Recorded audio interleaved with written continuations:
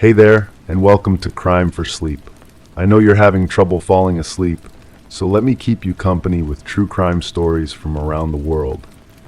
Before we dive in, I'm curious, where did you first hear this one? If you enjoy these stories, don't forget to like, comment, and subscribe. Now get comfortable, and let's get into tonight's case. Crime 1, I didn't notice it right away. The door looked like any other until I saw the nails, thick, rusted ones driven deep into the frame, hammered from the outside. Whoever sealed it up didn't want something getting out or anyone getting in. Curiosity got the better of me. I removed the nails one by one, forcing the swollen wood to give. The stairs groaned under my weight and the air was heavy. At the bottom was a rusted cot, metal cuff still bolted to its legs, and the remains of something that wasn't quite gone. A single fingernail lay in the drain, fresh. The house had belonged to my uncle. That's what everyone told me when the papers were signed and the keys changed hands. But standing in that basement, touching the cold metal of those restraints, I realized how little I actually knew about the man who raised me after my parents died. The smell hit me first when I climbed back upstairs. Not decay exactly, something sharper, chemical, like the cleaning supplies he always kept locked in the hall closet. I'd never questioned why he needed so much bleach for a house where only 2 people lived. His study was exactly as he'd left it. Books lined every wall, journals filled with his precise handwriting scattered across the mahogany desk. I opened one at random. The entries weren't about his work at the county office like I'd expected. They were observations, detailed notes about people, their routines, their vulnerabilities, their trust. Subject shows increasing dependency, one entry read. Isolation protocols effective. Physical restraints may soon be unnecessary. My hands shook as I turned the pages. More entries, more subjects. The handwriting grew shakier toward the end, but the content remained disturbingly methodical, clinical, like he was documenting experiments rather than interactions with human beings. A photograph fell from between the pages. A young woman, maybe in her 20s, sitting on what looked like the same cot I'd found downstairs. She was smiling, but her eyes held something else. Fear masquerading as compliance. On the back, his familiar scrawl, progress noted, subject exhibits Stockholm tendencies. I searched through more journals, found more photographs, different faces, different ages, but always that same forced smile. Always that same underlying terror poorly disguised as cooperation. How many people had been in that basement? How many had sat chained to that bed while he took notes on their psychological deterioration? The phone rang. I nearly dropped the journal. It was his old landline, the one he'd insisted on keeping despite everyone telling him cell phones were more convenient. The caller ID showed no number. "Hello," my voice cracked. Heavy breathing on the other end, then a whisper, barely audible. "He's not really gone, is he?" The line went dead. I tore through the rest of his papers with growing desperation. Bank statements showing regular cash withdrawals, receipts for construction materials, soundproofing foam, industrial-grade locks, and buried beneath everything else, a list of names written in different ink colors, different pens, as if he'd added to it over years. Some names were crossed out, others circled. A few had question marks beside them.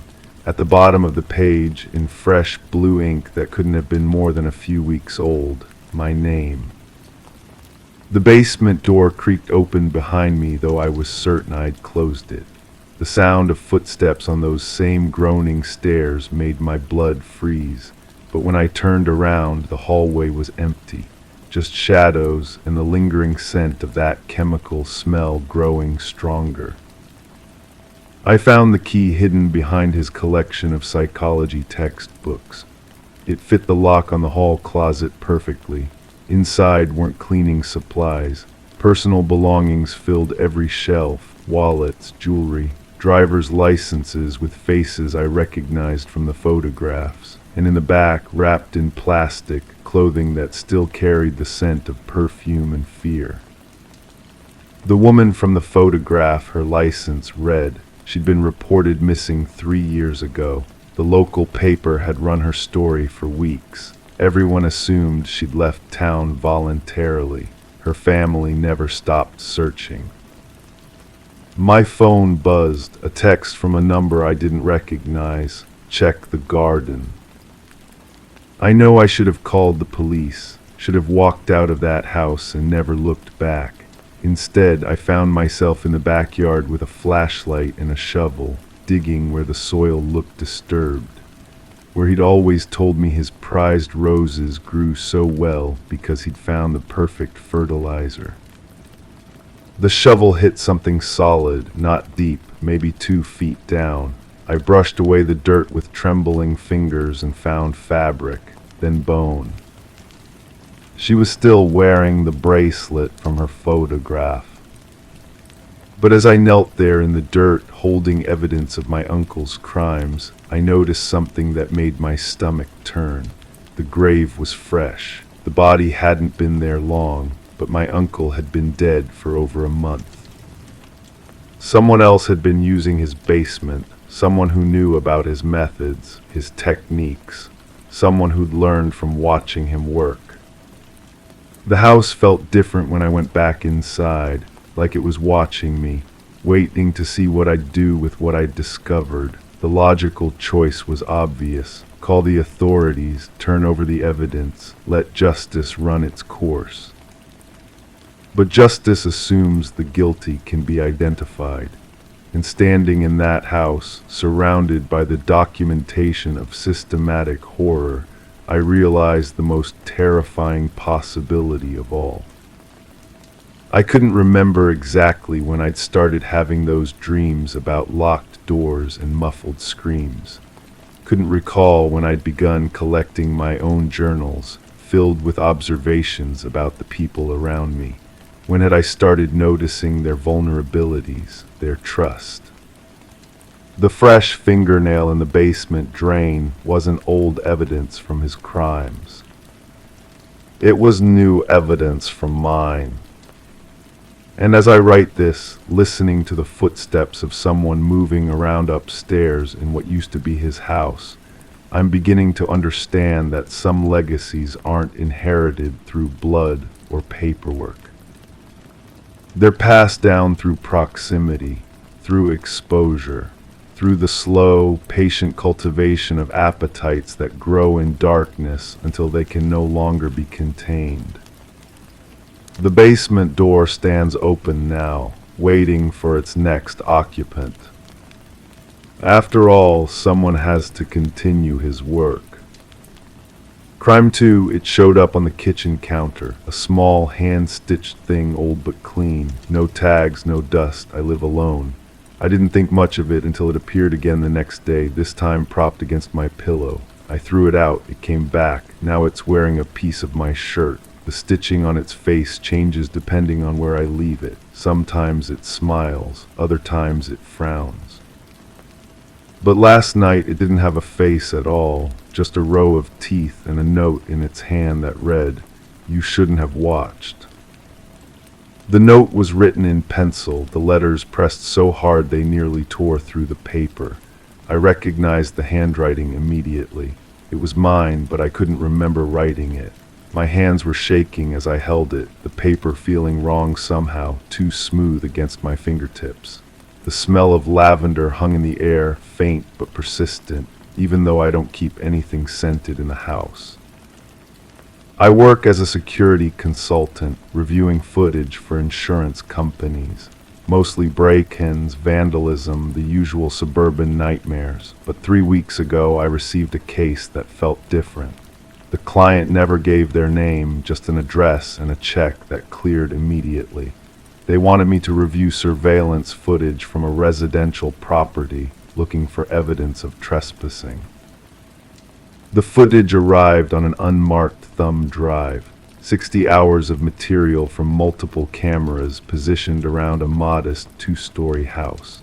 The quality was exceptional, almost professional grade.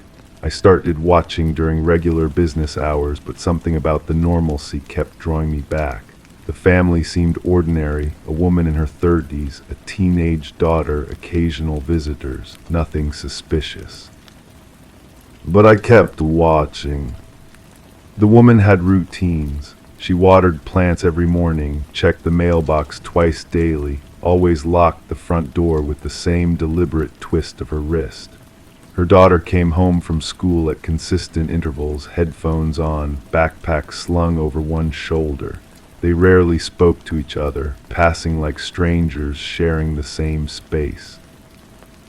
It was the visitor that caught my attention first, a man who appeared irregularly, never staying long, always leaving through the back door.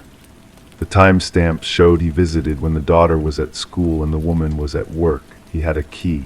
He knew the house, but he moved through it like he was searching for something, opening drawers, checking behind picture frames, running his hands along surfaces. I started taking notes, mapping his movements, trying to understand what he was looking for. The client had asked for a simple trespassing report, but this felt more complex. The man wasn't stealing anything visible. He was methodical, careful, almost reverent in how he touched their belongings. Then I noticed the doll. It appeared on the kitchen counter during one of his visits. He placed it there deliberately, adjusting its position until it faced the camera. The same doll that was now sitting in my living room, watching me with stitched eyes that seemed to follow my movements. I rewound the footage, watched him place it again. His face was partially obscured by the camera angle, but something about his posture felt familiar. The way he tilted his head, the careful placement of his feet. I'd seen these movements before, but I couldn't place where. The woman found the doll that evening. I watched her discover it, her body language shifting from confusion to fear. She picked it up, examined it, then threw it in the trash. But the next morning it was back on the counter. She called someone, her voice too low for the audio to capture, gesturing frantically at the doll. I started watching more carefully, looking for patterns. The doll appeared and disappeared with disturbing regularity. Sometimes the woman would hide it, sometimes she'd destroy it, but it always returned. The stitching on its face seemed to change between appearances, though that could have been lighting or camera angles. The breakthrough came when I enhanced the audio from one of the woman's phone calls. Background noise filtering software revealed fragments of her conversation. She was talking to law enforcement, describing break-ins, mentioning evidence that disappeared before officers arrived. Her voice carried a tremor of desperation, the sound of someone who knew they weren't being believed.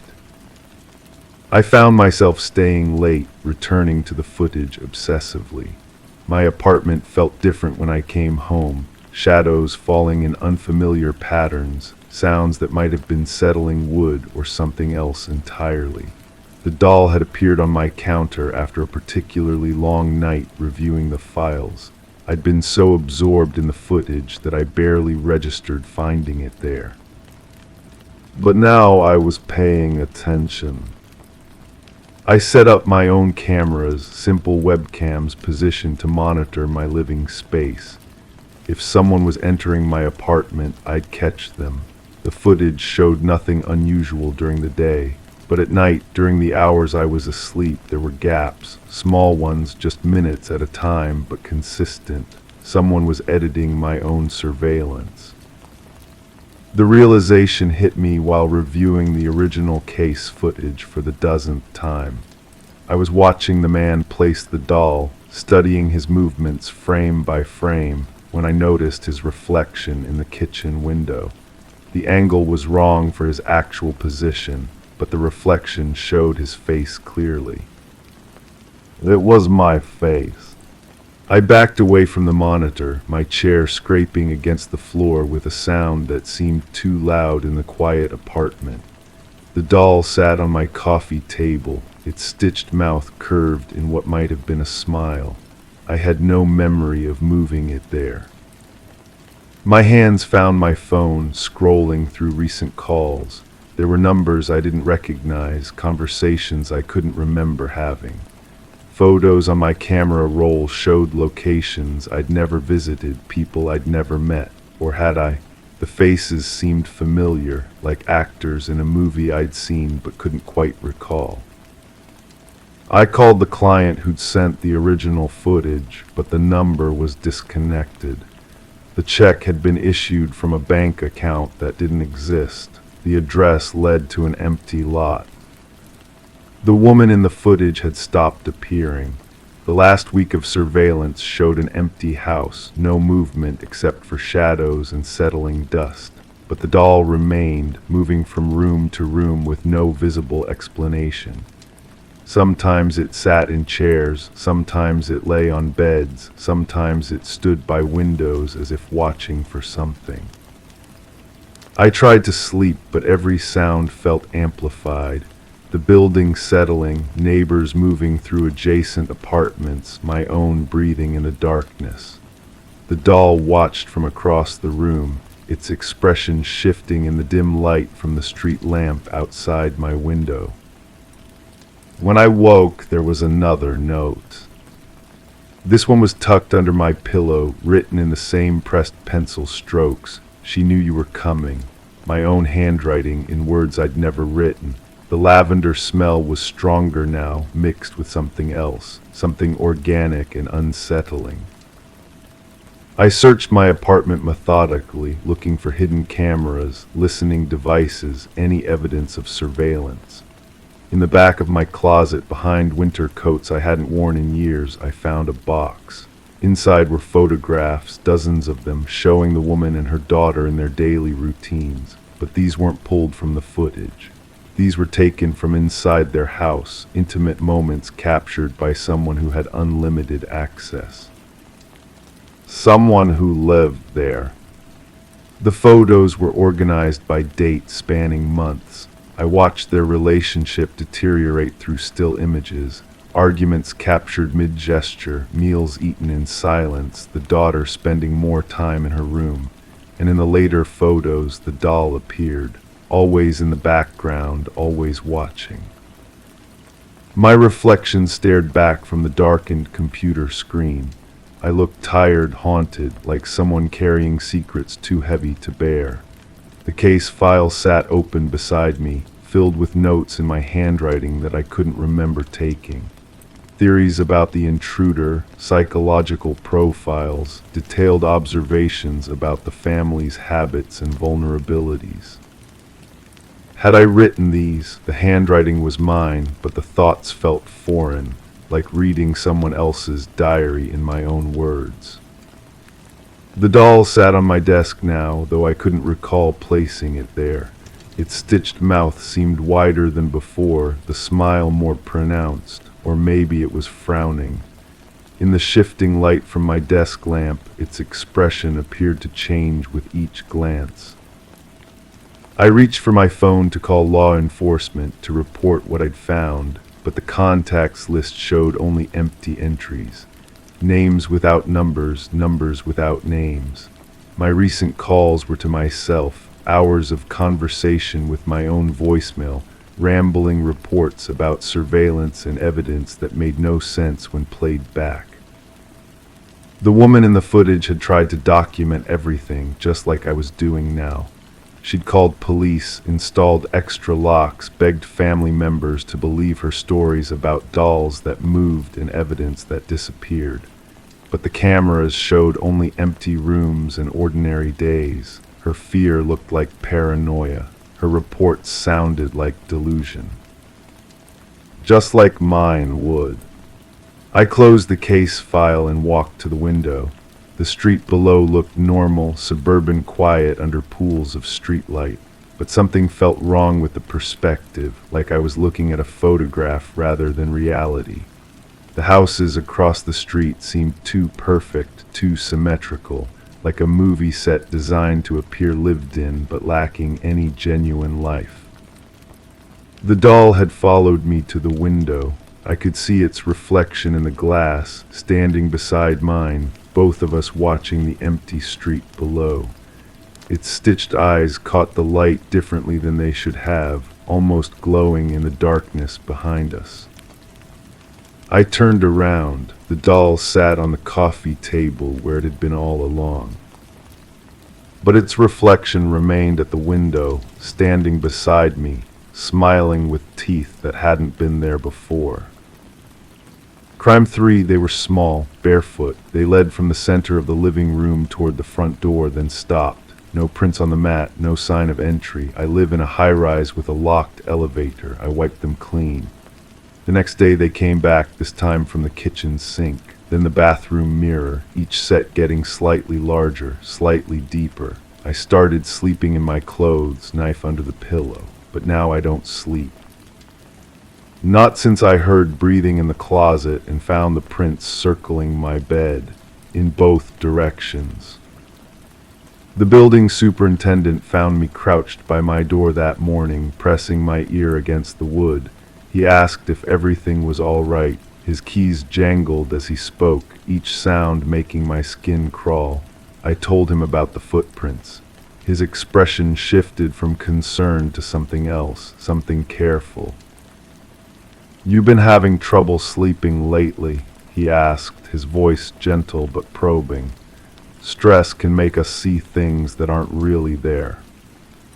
But they were there. I had photographs, dozens of them.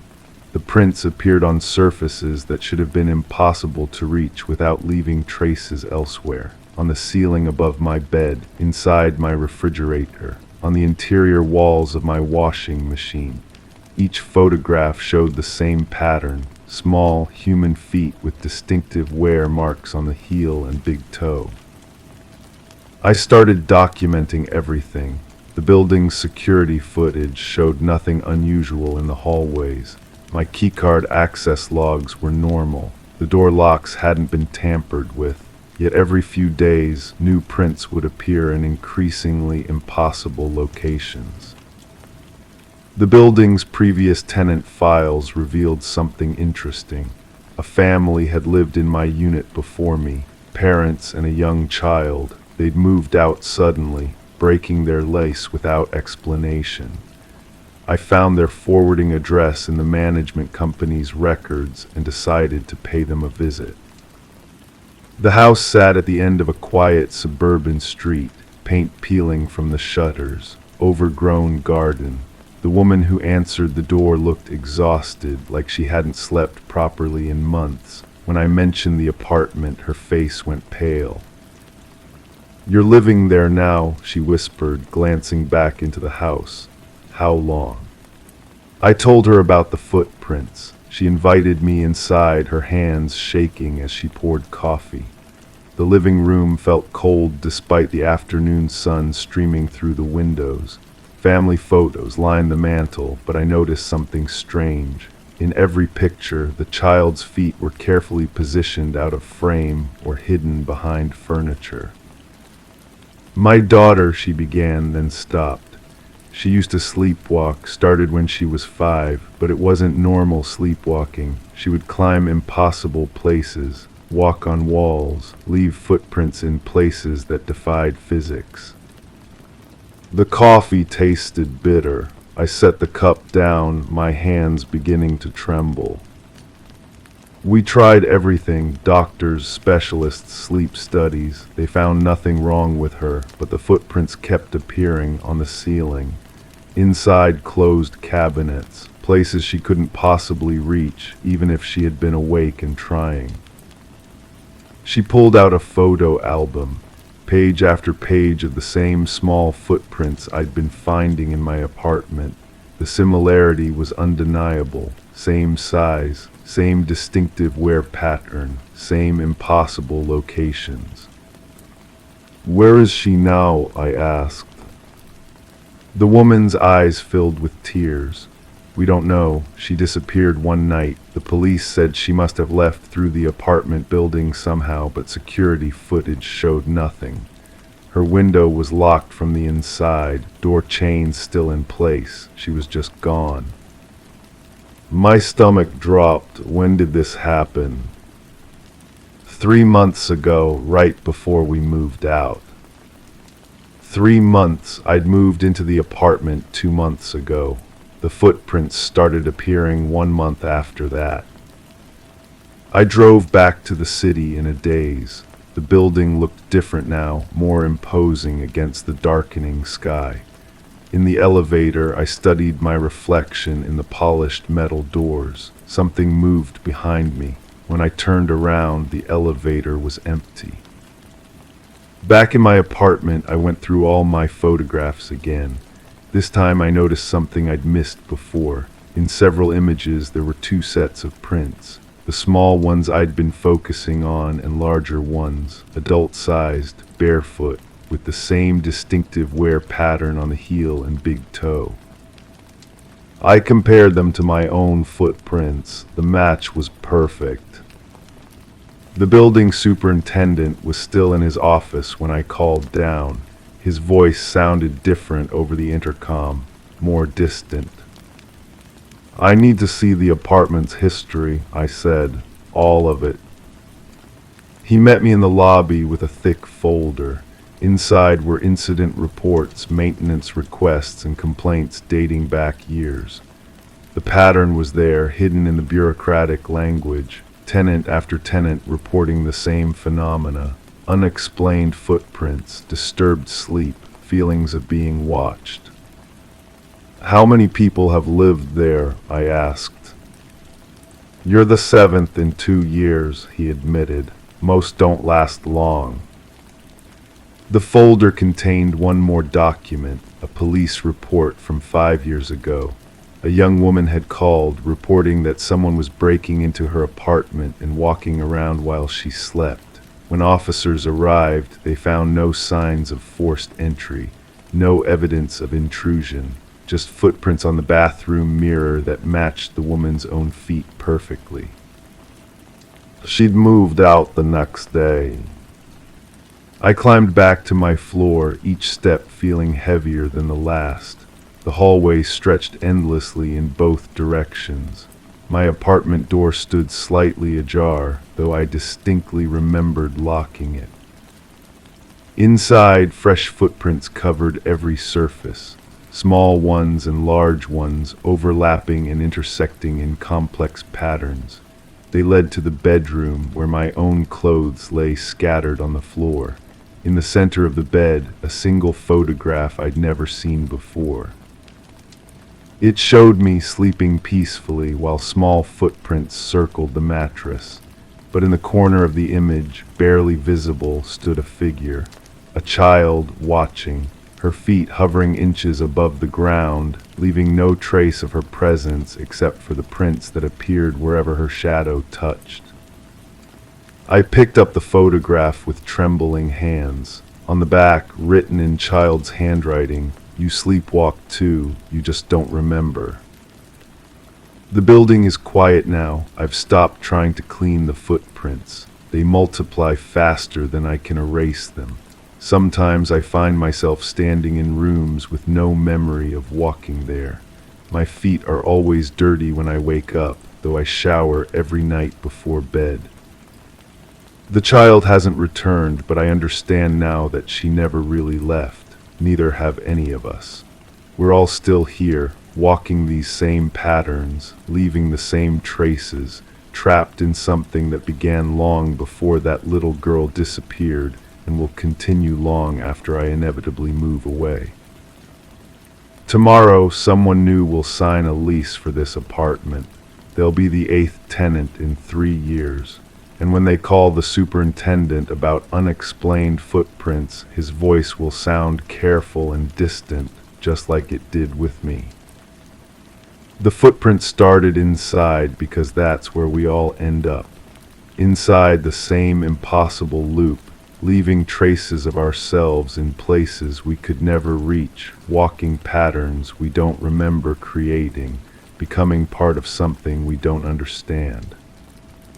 I've packed my bags, but I know I won't use them. Not tonight, maybe not ever, because I finally understand what the footprints mean.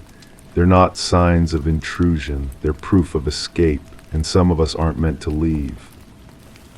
Crime 4, I didn't see anyone through the peephole. No shadows, no movement, just that rhythmic, patient knocking. I should have ignored it. Instead, I opened the door to an empty hallway and a single envelope on the floor. Inside were photographs, grainy black and white, each one of me asleep, working in the shower. One photo showed me with my eyes wide open, staring directly into the lens. I don't remember posing. I don't remember that room, but I do recognize the wallpaper behind me. It's the same one that now covers the walls of my bedroom. The envelope smelled like old paper and something else I couldn't place. Sweet, medicinal. I counted 17 photographs total. Each one felt slightly damp between my fingers, as if they'd been processed recently. The quality was amateur but deliberate. Someone had been watching me for weeks, maybe months. I called my landlord first. He assured me that no one else had keys to my apartment. His voice carried that familiar edge of irritation, like I was bothering him with paranoid fantasies. But when I described the photographs, he went quiet, too quiet. He mumbled something about checking the building's security logs and hung up. That silence bothered me more than the photos themselves. I spread them across my kitchen table, studying each one. The angles were impossible. Some shots were taken from inside my apartment while I was clearly home. Others showed me in places I didn't remember being. The photo of me staring into the camera was the most disturbing. My expression looked vacant, almost drugged. Behind me, that wallpaper was unmistakable, the same faded roses pattern I'd chosen when I moved in. But I'd only lived here for 3 months. I pulled out my lease agreement. The signature looked like mine, but the date was wrong. According to this document, I'd signed it over a year ago. My handwriting, my signature, but my memory told a different story. I traced the ink with my finger. It felt raised, fresh, not like something that had been sitting in a file for months. The building manager lived 2 floors below me. I knocked on her door with the photographs clutched in my hand. She answered wearing the same floral house dress I'd seen her in every previous encounter, but her expression was different, guarded. When I showed her the photos, she barely glanced at them. "Security cameras don't work in this building," she said before I could ask. "Haven't worked in years. But someone took these inside my apartment." She looked at me the way you'd look at a child telling stories about monsters under the bed. "Maybe you should talk to someone professional about this." Her fingers drummed against the doorframe while she spoke, nervous, rehearsed, like she'd been expecting this conversation. I spent the next few hours calling everyone I could think of. My previous landlord said I'd moved out suddenly, left no forwarding address. My old neighbors remembered me leaving with boxes, but couldn't recall exactly when. My bank statements showed automatic rent payments to my current address starting much earlier than I remembered moving.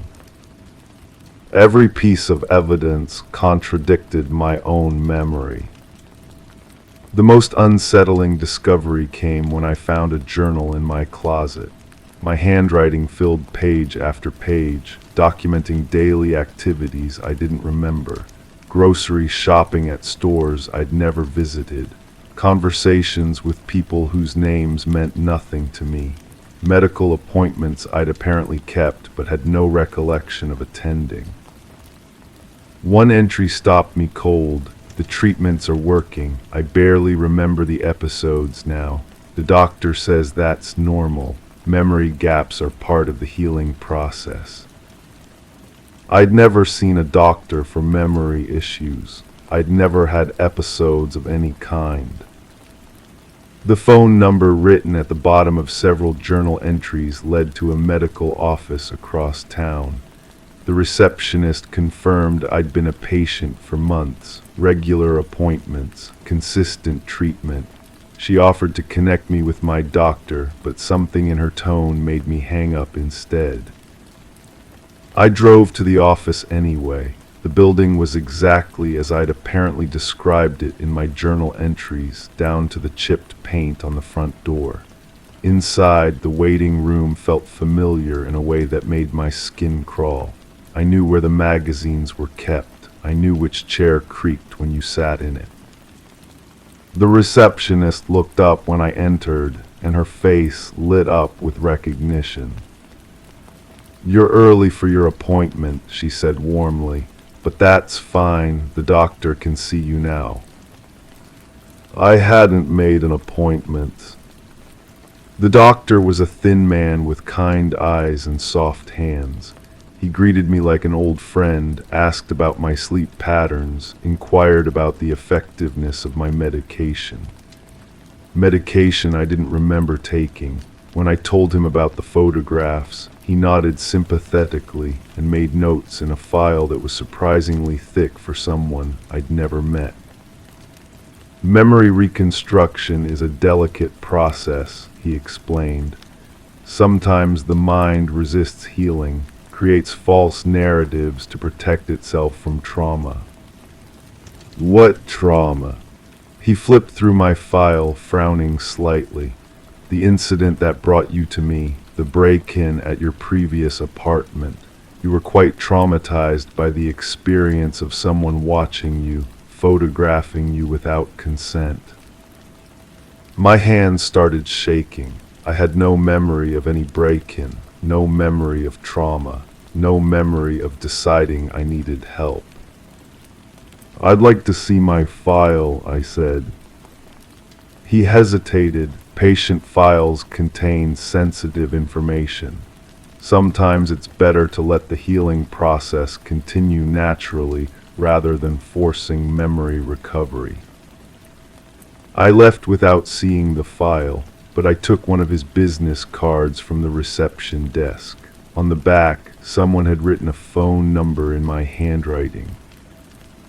The number belonged to a photography studio downtown. The owner answered on the first ring, recognized my voice immediately.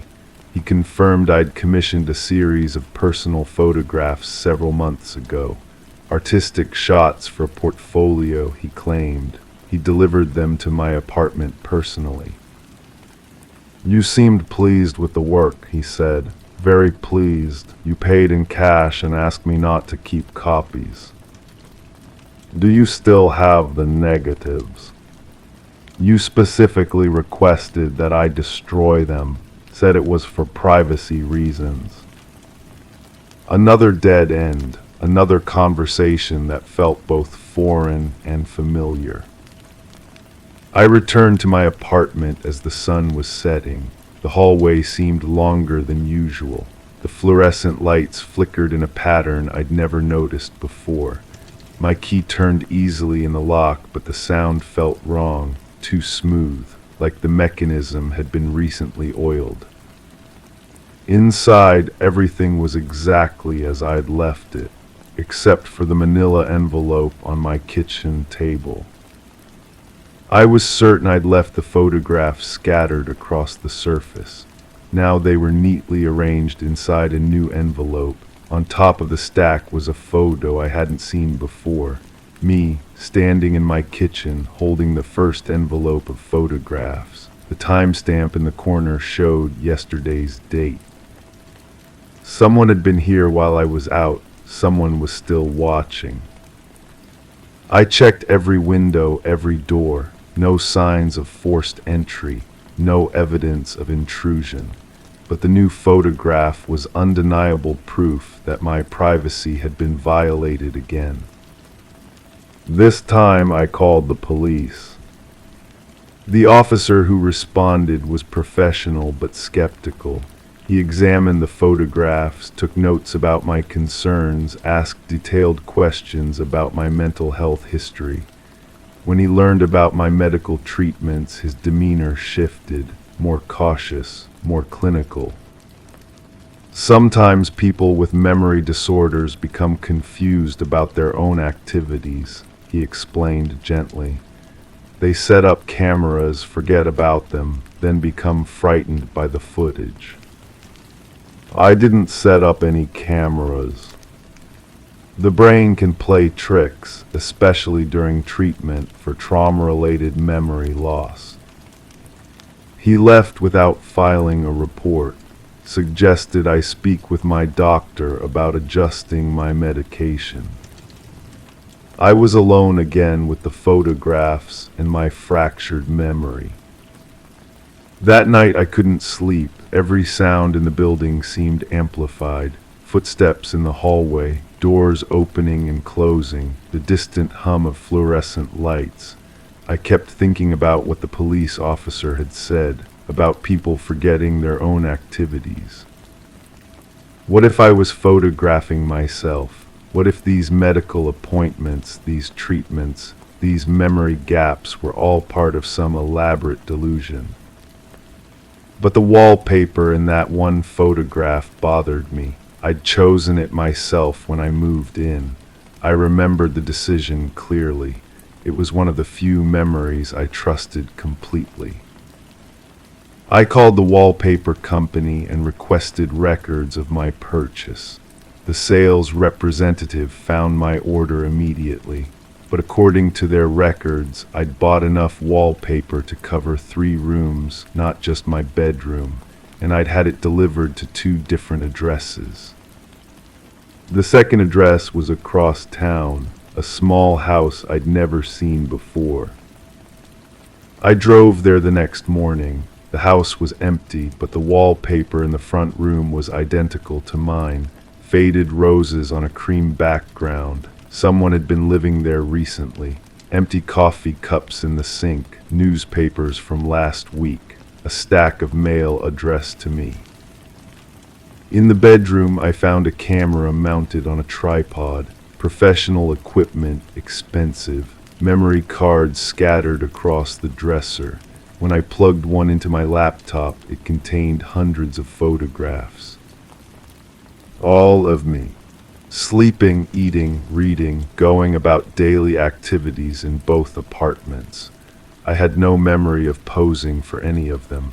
No memory of setting up the camera. No memory of living in this house at all. But in every single photograph I looked comfortable, natural, like I belonged there. The final memory card contained video files, hours of footage showing me moving between both apartments, setting up cameras, taking photographs of myself while apparently asleep or unconscious. In one video, I'm clearly talking to someone off camera, laughing and gesturing, but there's no audio. I watched myself live a completely different life, a life I couldn't remember. The last video file was recorded yesterday. It shows me entering the house, finding the camera equipment, copying the memory cards, but in the video I'm smiling. I wave at the camera before leaving, like I'm saying goodbye to an old friend. I don't remember smiling. I don't remember waving. I don't remember feeling anything but confusion and fear. But there I am, captured in perfect digital clarity, looking happy and familiar with surroundings I swear I'd never seen before. I still don't know who's watching me. Maybe it's the doctor conducting some twisted experiment. Maybe it's the landlord, the building manager, someone with access to both apartments. Maybe it's me, living multiple lives I can't remember. The photographs keep coming. Every few days, a new envelope appears. New images of activities I don't recall. New evidence of a life I'm apparently living but can't access. I've stopped trying to solve it, stopped asking questions, stopped calling the police. Because the most terrifying possibility isn't that someone is watching me. It's that I'm watching myself and I can't remember why. Crime 5, it started with a smell, something sour and metallic, leaking from behind the drywall in the hallway. I tapped the surface, hollow. I cut into it, expecting bad plumbing. What I found was a hidden closet, dusty but intact. Inside were 3 boxes filled with old clothes and hundreds of Polaroids, each one labeled with numbers and locations. In every photo, the subject had their face blurred, not from editing but something smeared. The last box held a mirror. Not broken, but cracked in perfect symmetry. When I looked into it, I saw the closet behind me, but I wasn't standing alone. I bought this house from an estate sale. The previous owner had died alone. No family came forward. The realtor assured me the place was clean, inspected, ready for a fresh start. I believed her. I needed to believe her after everything that had happened in my previous life. Moving here was supposed to be my reset button. The first few weeks were ordinary. I painted walls, arranged furniture, tried to make the space feel like home. But that smell kept returning, stronger each morning. I checked the pipes, the electrical work, even called a pest control specialist. Nothing. The odor seemed to live in the walls themselves. When I finally cut through the drywall, my hands were shaking, not from the physical effort, but from something deeper. An instinct warning me to stop, to seal it back up and pretend I never noticed anything. But curiosity won. It always does. The hidden closet was small, maybe 3 feet deep. Someone had built it deliberately, carefully concealed behind a false wall. The boxes were arranged with precision, as if waiting for discovery. The clothes in the first box were women's garments, different sizes, different styles. Some looked decades old, others more recent. Each piece was clean, pressed, stored with care. The photographs were what changed everything. Hundreds of them, organized by date codes written in careful handwriting. Each image showed a person sitting in what appeared to be the same chair in the same room. The backgrounds were consistent, a plain wall, a small table, a lamp casting the same shadows. But the faces were wrong, smeared, distorted, as if someone had deliberately damaged each photo while it was still developing. I studied them for hours, trying to understand the pattern. The clothing in the photos matched the garments in the boxes. The people varied in age, in build, in apparent personality, but something connected them all, something beyond the damaged faces and the identical setting. The numbers on each photo corresponded to locations. I recognized some of them, addresses from the surrounding area, places I passed during my daily routines. The realization hit me slowly, like cold water seeping through fabric. These weren't random subjects. They were neighbors, people from this community, people who might still be living just blocks away. I made a list, cross-referenced the addresses with public records, social media profiles, anything I could find. Most of the locations were still occupied. Families who had lived here for years, people who would remember the previous owner, who might know something about these photographs. The mirror in the third box was the strangest discovery. The crack running through its center wasn't random damage. It was too precise, too intentional. When I held it up, the reflection showed the closet behind me perfectly. But in the periphery, in the spaces where the crack distorted the image, I could see shapes that didn't match my memory of the room. I started visiting the addresses from the photographs. Not directly, I wasn't ready for that kind of confrontation. Instead, I walked past their homes, observing, looking for connections. The first house belonged to an elderly woman who tended her garden each morning. She moved with the cautious gait of someone who had learned to be afraid.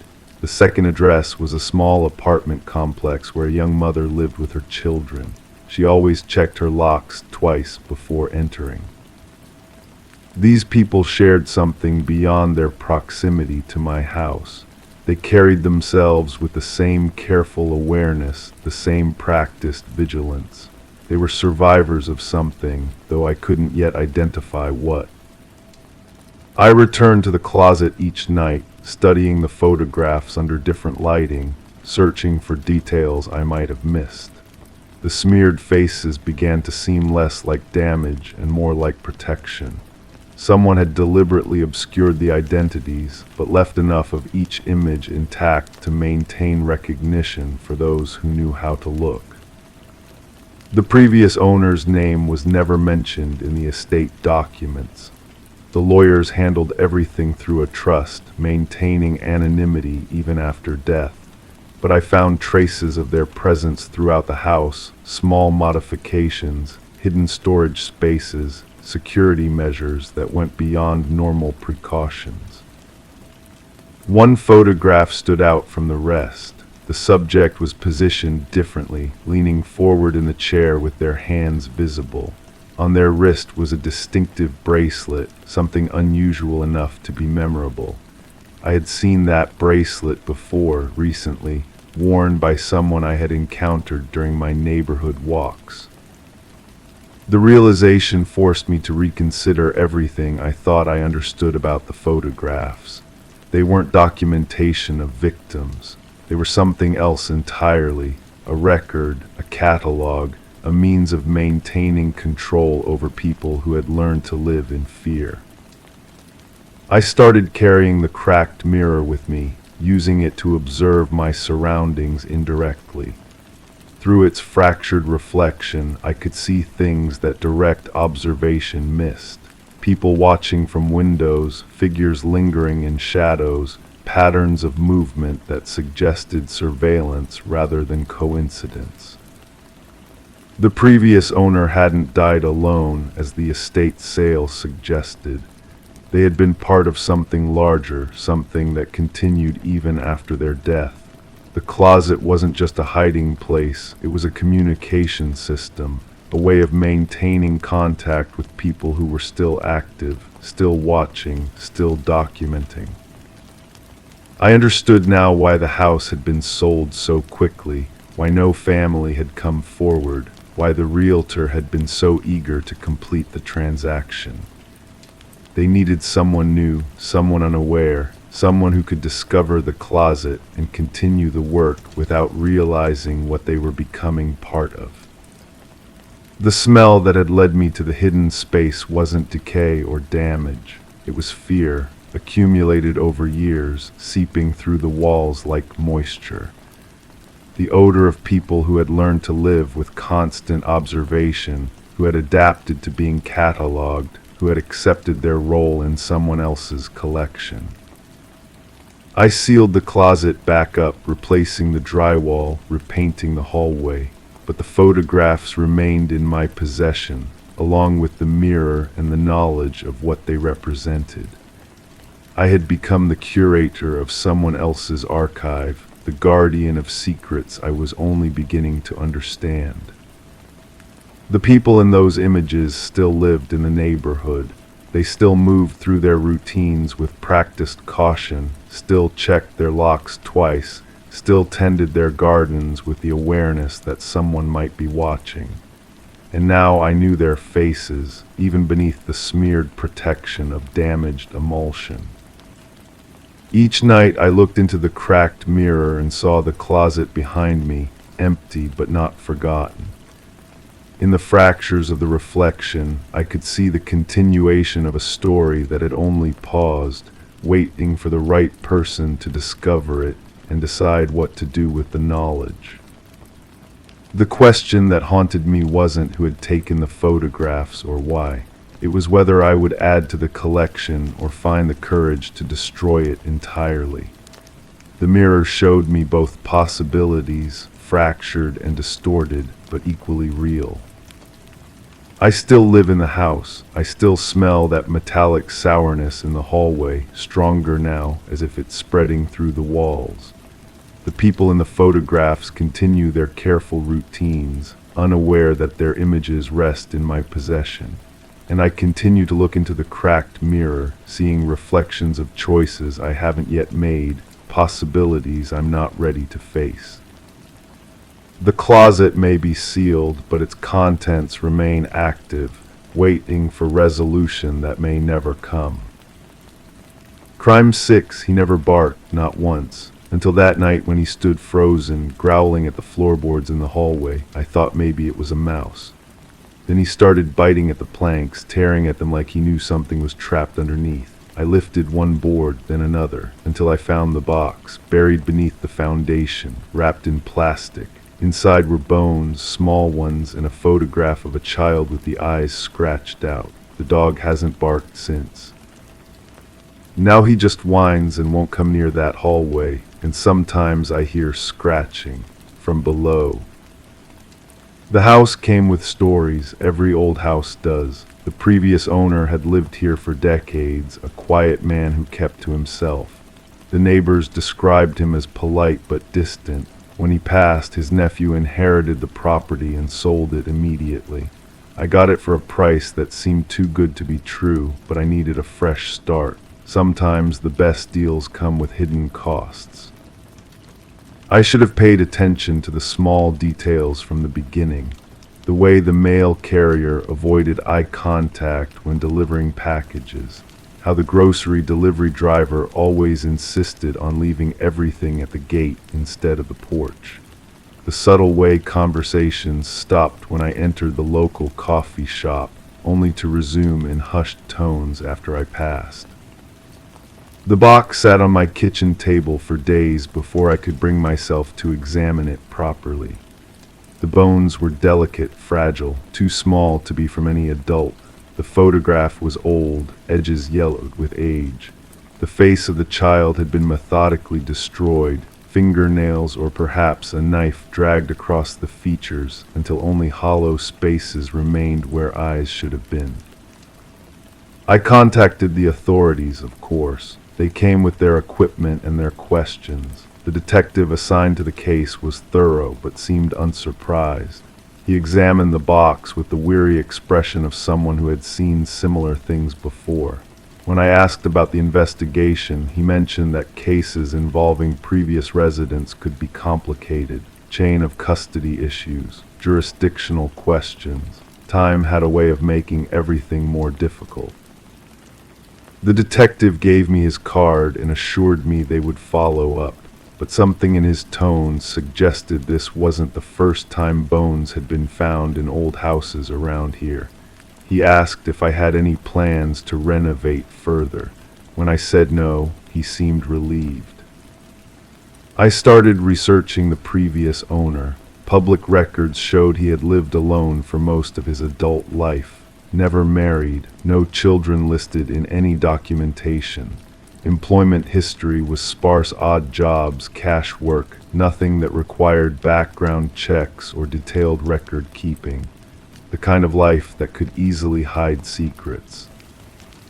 The neighbors were reluctant to talk, but gradually I pieced together fragments of information. He had been known to offer help to struggling families, always generous with single mothers who needed someone to watch their children while they worked. Parents spoke of him as trustworthy, reliable, a godsend for those who couldn't afford proper child care. But children sometimes went missing from the neighborhood, not all at once, not in any pattern that would raise immediate alarm. A runaway here, a custody dispute there. Kids who supposedly went to live with distant relatives. Families that moved away suddenly without forwarding addresses. The kind of disappearances that got explained away because people needed explanations that let them sleep. I found newspaper clippings from decades past, missing person reports that were brief, buried in back pages. Follow-up articles were rare. Most cases seemed to fade from public attention quickly. But the dates aligned with the years the previous owner lived in my house. The geographic area was consistent.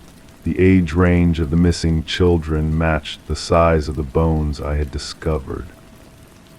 The detective stopped returning my calls. When I visited the station, I was told the case was under review. No timeline for resolution, no updates available. The box of evidence had been logged and filed. everything was being handled according to procedure. I hired a private investigator, someone recommended by a friend who worked in legal services. She was expensive but thorough. Within weeks, she had uncovered connections that seemed obvious in retrospect. The previous owner had been questioned multiple times over the years about missing children, never charged, never held, always released due to insufficient evidence or witness credibility issues. The investigator showed me photographs from old police files, surveillance photos taken during various investigations. The previous owner looked ordinary, unremarkable, the kind of person who could blend into any crowd, trusted by default because nothing about his appearance suggested danger. Evil, she explained, rarely looks like what people expect. She also discovered that several families had reported their children, mentioning a kind man who gave them candy and toys. A man who lived in a house with a big basement and lots of hiding places for games. Children had described playing hide-and-seek in dark spaces, being told to stay very quiet, being rewarded for keeping secrets about their special games. But children's testimony is fragile. Adults question what kids remember, how they interpret experiences, whether their stories can be trusted in legal proceedings. Cases fell apart when children became confused during questioning, or when their accounts contained inconsistencies that defense attorneys could exploit. The investigator found records of a social worker who had repeatedly flagged concerns about the previous owner. Her reports detailed suspicious patterns, but her warnings were buried in bureaucratic processes that moved slowly and required evidence that was difficult to obtain. She had retired years ago, frustrated by a system that seemed designed to protect suspected predators better than potential victims. I arranged to meet with this retired social worker at her home. She was cautious at first, unwilling to discuss old cases, but when I mentioned finding bones beneath my floorboards, her demeanor changed. She invited me inside and made coffee with hands that shook slightly as she spoke. She had suspected the previous owner for years, but could never prove anything concrete. Families would report concerns, then suddenly withdraw their complaints. Children would be moved away before investigations could be completed. Witnesses became unavailable or changed their stories. It was as if someone had been systematically eliminating evidence and silencing potential testimony. She believed the previous owner had connections that helped him avoid consequences, not necessarily law enforcement, but people in positions where they could influence investigations. Social services supervisors who could reassign cases, court clerks who could delay proceedings, community leaders who could vouch for character when questions arose. The social worker had kept her own unofficial files, documentation that never made it into official reports. Names, dates, photographs, interview notes, everything stored in boxes in her garage, waiting for someone who might eventually be able to use the information properly. She offered to share everything with me, but warned that pursuing the truth could be dangerous for reasons that weren't immediately obvious. I spent weeks going through her files. The scope of what I discovered was overwhelming. Not just the previous owner, but what appeared to be a network of people who had protected him. Some might have been knowing participants, others probably just people who made convenient decisions that happened to benefit him. The distinction mattered less than the result. The files contained interviews with children who had escaped, kids who had been reported missing but found their way home with stories that adults dismissed as imagination or trauma-induced confusion. Their accounts described a basement room with multiple children, games that involved staying quiet and hidden, punishments for those who cried or tried to leave. Some children never made it home. Their cases remained officially open but practically abandoned. Families eventually stopped calling police. Memorial services were held without bodies to bury. Parents learned to live with uncertainty that consumed them from the inside. I realized that finding the box beneath my floors wasn't the end of anything. It was barely the beginning. The bones I discovered represented just one victim among many. The photograph with scratched-out eyes was a trophy, a memento of someone whose identity had been deliberately erased along with their life. The previous owner had died of natural causes, taking his secrets with him. But the people who had enabled him, who had looked the other way or actively helped cover up his crimes, were still alive, still living in the same community, still occupying positions where they could influence investigations and protect their own interests. I understood now why the detective had seemed unsurprised when I reported finding the bones, why neighbors avoided eye contact, why conversations stopped when I entered local businesses. They all knew, they had always known, and they had all chosen silence over justice because silence was easier than confronting the truth about what they had allowed to happen. The dog still won't enter the hallway where I found the box. Sometimes I catch him staring at the spot where the floorboards were replaced, his body tense with awareness of something I can't detect. He knows there are more secrets buried here, more evidence waiting to be discovered, more truth that powerful people hope will stay hidden forever. I've decided to keep digging, not just beneath the floors, but into the connections that protected a predator for decades. Some truths are too important to bury, even when uncovering them puts you at odds with an entire community that benefits from keeping certain secrets. The scratching sounds continue at night. Sometimes I wonder if it's my imagination, guilt manifesting as audio hallucinations, but other times I'm certain something is trying to communicate from beneath the foundation. Voices that were silenced before they could tell their stories, evidence that demands to be found. I know now that moving to this house wasn't a fresh start, it was an assignment. The bones found me for a reason. The children who disappeared deserve someone who won't stop looking for answers, even when those answers implicate people who seem untouchable. The investigation continues, not through official channels that can be controlled or manipulated, but through persistence and patience and the kind of justice that doesn't require courtrooms or legal procedures. Truth has its own power when someone is finally willing to speak it aloud. The dog has started sleeping by my bedroom door instead of in his usual spot downstairs. He positions himself between me and the hallway, as if standing guard against something that might emerge from below. He understands the danger better than I do, but he also understands that some responsibilities can't be avoided, even when they put us at risk. Every morning I wake up knowing there are more bones waiting to be found, more photographs with faces scratched beyond recognition, more evidence of crimes that were covered up by people who are still alive, still in positions of authority, still benefiting from their complicity in evil. The scratching has gotten louder. Crime 7, I came home from work and there it was, sitting neatly on the kitchen counter. I live alone, no guests, no deliveries, just a single brown paper bag.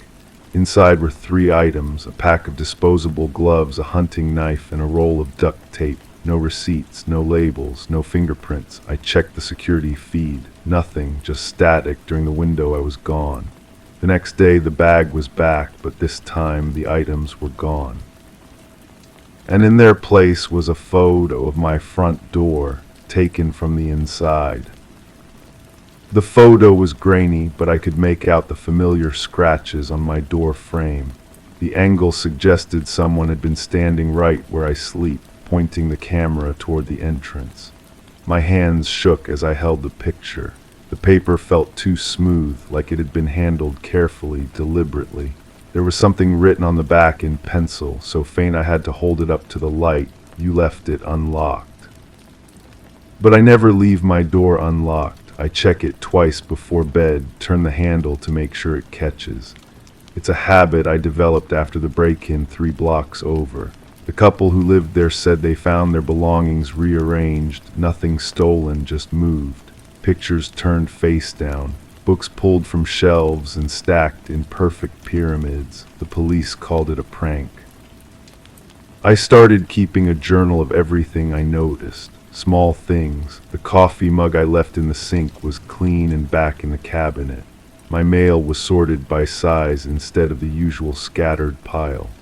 The thermostat was set 2 degrees lower than I remembered. Each entry felt more desperate than the last, like I was trying to convince myself I wasn't losing my mind. The neighbor across the hall mentioned seeing a maintenance worker near my door. Dark clothing, baseball cap pulled low, carrying a toolbox. But when I called the building manager, there was no record of any scheduled repairs, no work orders, no keys signed out. The maintenance logs showed nothing for my floor that entire week. I changed the locks, bought new security cameras, set up motion sensors. For a few days, everything felt normal. Then I found the second bag.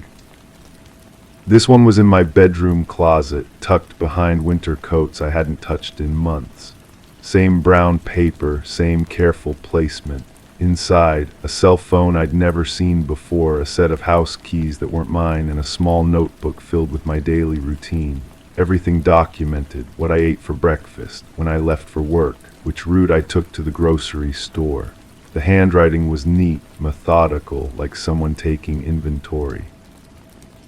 The phone had only one number in the call log. When I dialed it, I heard my own voicemail greeting play back to me. But the calls were made from inside my apartment while I was at the office. Someone had been using this phone to call my number, listening to my voice, maybe timing when I would answer. The notebook entries went back months, long before the first bag appeared. Whoever was doing this had been watching me far longer than I realized.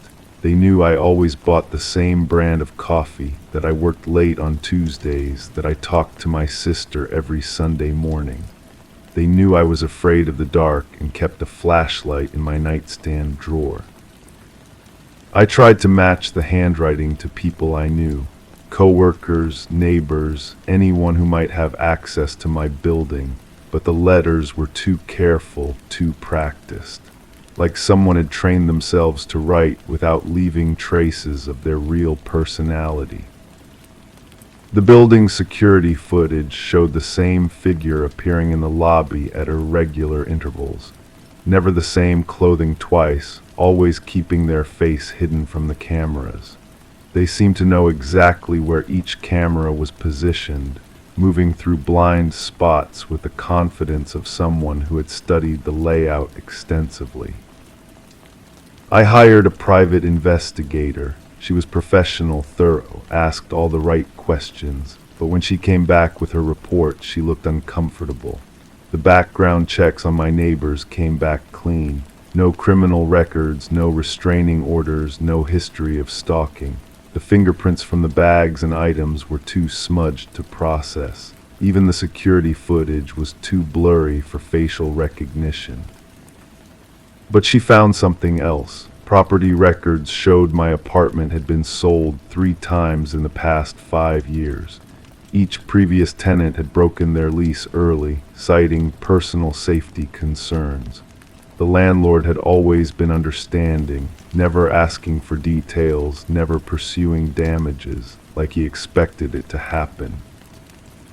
When I confronted him about the pattern, he became defensive, said the previous tenants were paranoid, claimed they were making things up to get out of their contracts, but there was something in his eyes when he said it, a flicker of recognition, like he knew exactly what I was talking about. I found the contact information for the tenant who lived here before me. She agreed to meet at a coffee shop downtown, but only during busy hours, only in public. When she saw me, her face went pale. She asked if I had found the bags yet. When I nodded, she closed her eyes and whispered that she had hoped it wouldn't happen to the next person. She told me about the gifts that appeared in her apartment, kitchen utensils she never bought, cleaning supplies arranged in perfect rows, personal items that belonged to someone else but somehow fit perfectly into her daily routine. She said it felt like someone was trying to make her life more convenient, more organized, but in ways that made her skin crawl. The pattern was always the same. The items would appear when she was gone, placed where she would find them, but never where they would be immediately obvious. As if someone wanted her to discover them gradually, to realize slowly that her private space was being invaded and improved upon.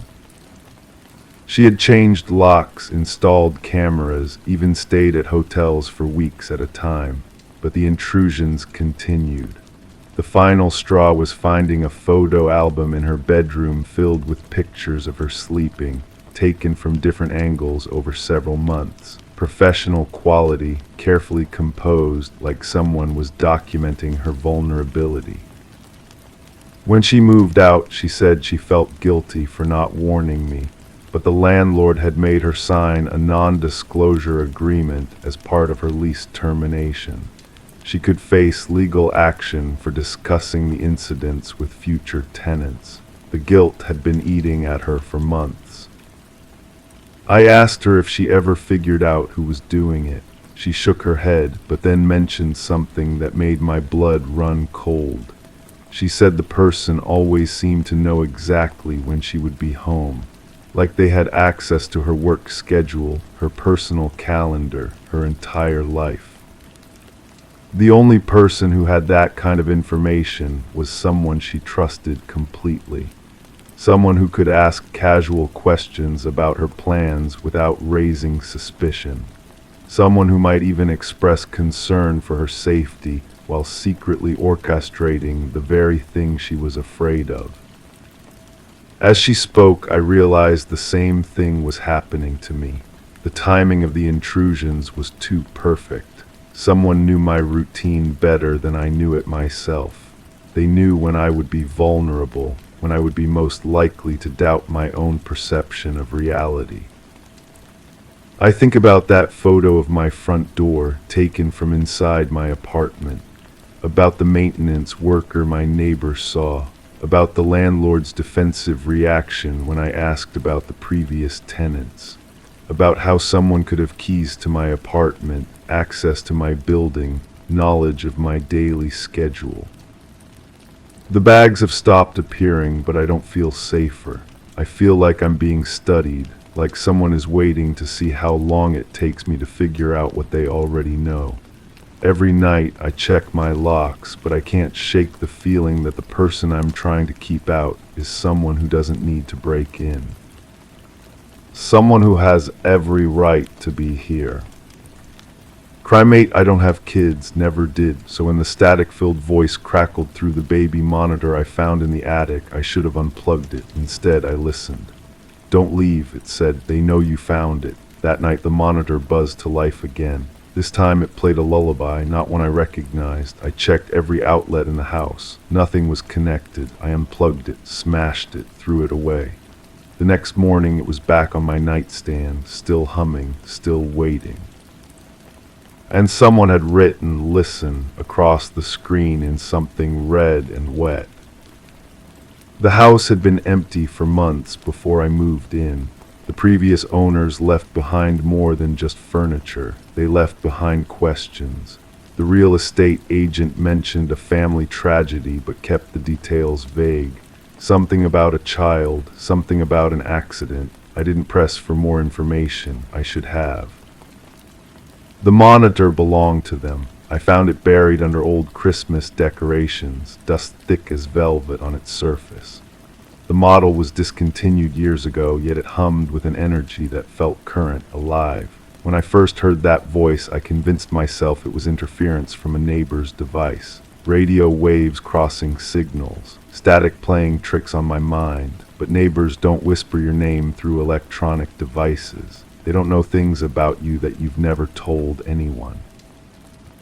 I started keeping a journal of the transmissions. The voice came through clearest during the quiet hours when the house settled into its bones and the outside world forgot we existed. It spoke of hidden things, of secrets buried in walls and beneath floorboards, of a child who wasn't sleeping, who was waiting. The voice knew I had found something in the basement, something I hadn't told anyone about. The discovery happened during my first week in the house. A loose floorboard near the furnace revealed a small space beneath. Inside, wrapped in a child's blanket, were photographs, dozens of them. Pictures of children playing, sleeping, eating. None of the faces were familiar, but something in their expressions disturbed me. They looked afraid. Even in the innocent moments, their eyes held a wariness that children shouldn't carry. I brought the photographs to the police station. The officer who reviewed them was young, eager to help. He promised to look into it, to cross-reference the images with missing persons reports. But when I returned the following week, he claimed no record of my visit existed. No photographs had been submitted. No report had been filed. He looked at me like I was describing a dream. The monitor's voice grew stronger after that. It spoke of the officer by name, describing his coffee preference, his route to work, his girlfriend's laugh. It knew things about him that I didn't know, things that made my skin crawl with recognition. The voice wasn't just observing, it was documenting, collecting, storing information about people who got too close to whatever truth lay buried in this house. I tried reaching out to the previous owners. The paper trail led to a forwarding address in another state, but the phone number was disconnected. The neighbors on either side had moved away within weeks of the family's departure. The pattern was too clean, too convenient. People don't just disappear from their lives because of an accident. They disappear because of something worse. The basement became my obsession. I pulled up more floorboards, examining every inch of concrete and wood. Behind the water heater, I found scratches in the wall. Not random marks, but deliberate scoring, measurements, dates, a calendar of sorts marking events that had occurred in this space. The markings went back years, long before the previous family had lived here. One night, the monitor picked up something different, not the familiar voice, but a conversation. Two adults discussing logistics, times and places, the delivery of packages, the removal of evidence. They spoke in code, but the meaning was clear enough. This house had been a way station, a place where things happened that weren't supposed to happen, where people came and went without leaving traces. I recorded everything, hours of static punctuated by fragments of conversation, crying, and that persistent lullaby.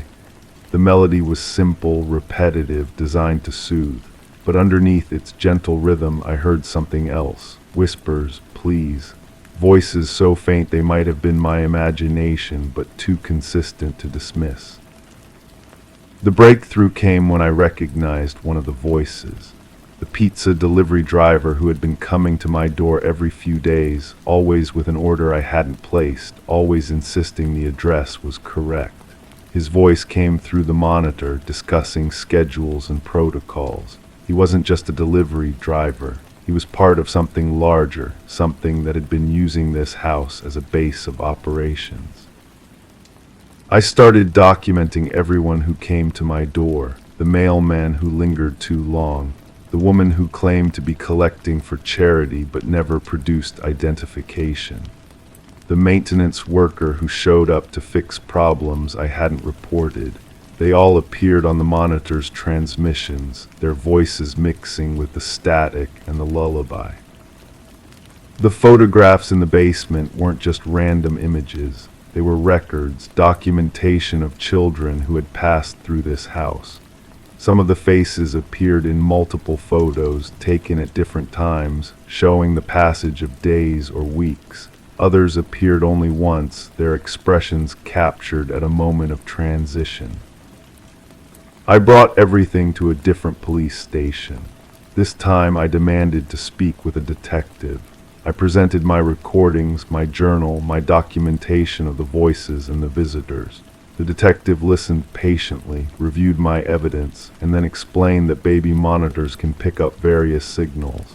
That stress can make us see patterns where none exist. That old houses create sounds that seem supernatural but have logical explanations. But he kept my recordings, told me he would investigate, follow up on the leads I had provided. The next day the monitor was silent, no voices, no lullaby, no static, just the empty hum of a device with no purpose. The detective called a week later, no evidence of criminal activity, no missing children matching the photographs, no records of anything unusual happening at my address. He suggested I might benefit from speaking with someone professional, someone who could help me process the stress of moving to a new place. I still live in the house. The monitor sits on my nightstand, silent now except for the occasional burst of static. But sometimes in the quiet hours I catch fragments of conversation from somewhere else, other voices, other houses, other people who found things they weren't supposed to find. The photographs are gone. I kept them in a safe deposit box, but when I went to retrieve them, the box was empty. The bank had no record of the items I had stored. The key still worked, but the contents had vanished as completely as if they had never existed.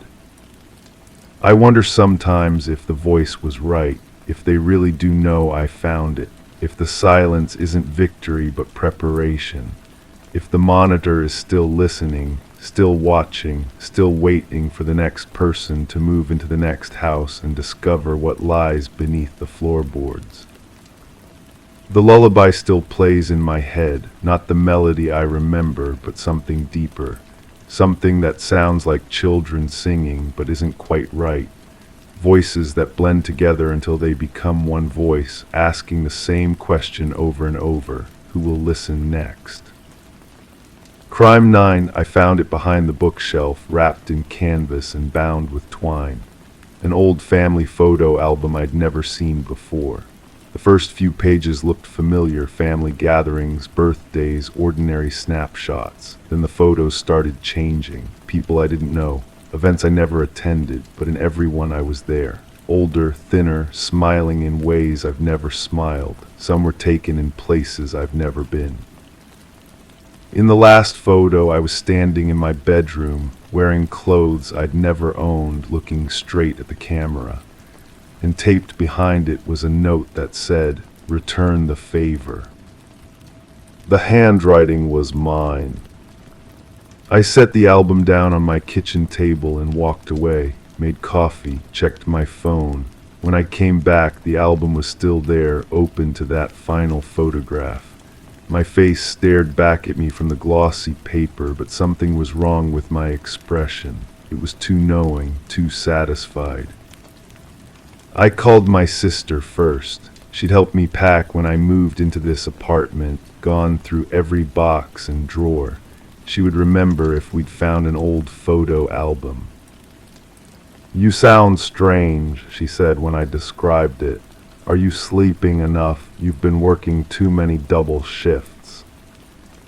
Her voice carried that careful tone people use when they're worried about your mental state.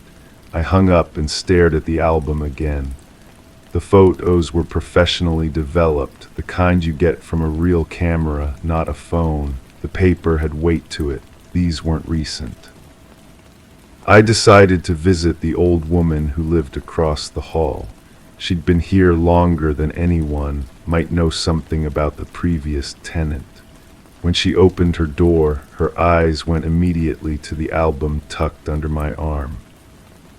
"You found it," she said, stepping back to let me in without invitation.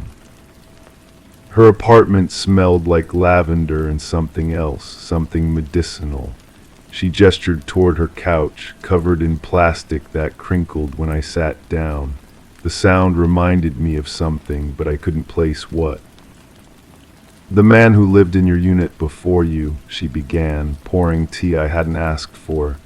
"He was a photographer, professional work mostly, but he had other interests." She handed me the cup. The tea was too hot, burned my tongue when I sipped it. She watched me drink it anyway. "He liked to document things, relationships, connections. He believed people were more linked than they realized."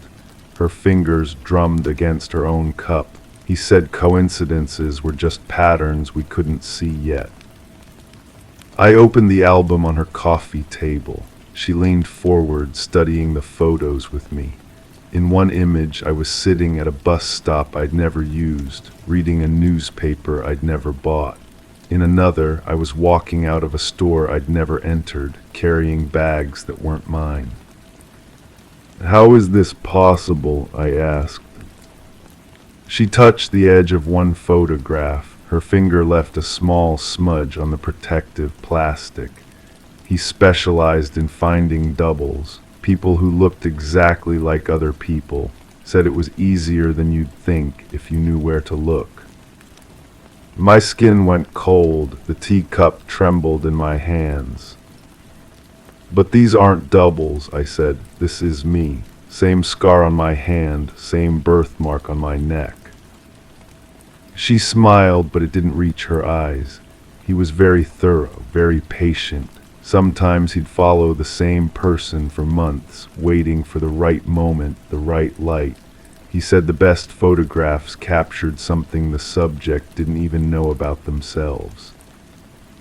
I flipped through more pages. In every photo I looked slightly different, happier in some, sadder in others, but always unaware of the camera, always caught in private moments I had no memory of living. "Where is he now?" I asked. "Gone," she said simply. "Left everything behind except his cameras. The landlord was going to throw out his belongings, but I convinced him to store them in the unit instead. Figured someday the photographer might come back for them." I stared at her. "You put these things in my apartment." "The album found its way to you," she corrected. "I just made sure it could." I stood up too quickly. The plastic covering on her couch made that crinkling sound again, and suddenly I remembered where I'd heard it before. In my dreams, the same dreams I'd been having since I moved in, where I heard footsteps in my apartment and the sound of plastic being unwrapped. "I need to go," I said. She nodded as if she'd been expecting this. "The note," she said as I reached her door. "You should think carefully about what it means." Back in my apartment, I spread all the photos across my kitchen table. 37 images total. In chronological order, they seemed to tell a story. Me going through my daily routine, but living a slightly different life. Working different jobs, dating different people, wearing different clothes. I pulled out my phone and called the police. The officer who answered sounded bored until I mentioned the photographs. "How long did you say you've been in this apartment?" he asked. 8 months. And these photos show you doing things you don't remember." "Things I never did." There was a pause. "Sir, if someone has been stalking you or taking unauthorized photographs, we take that seriously.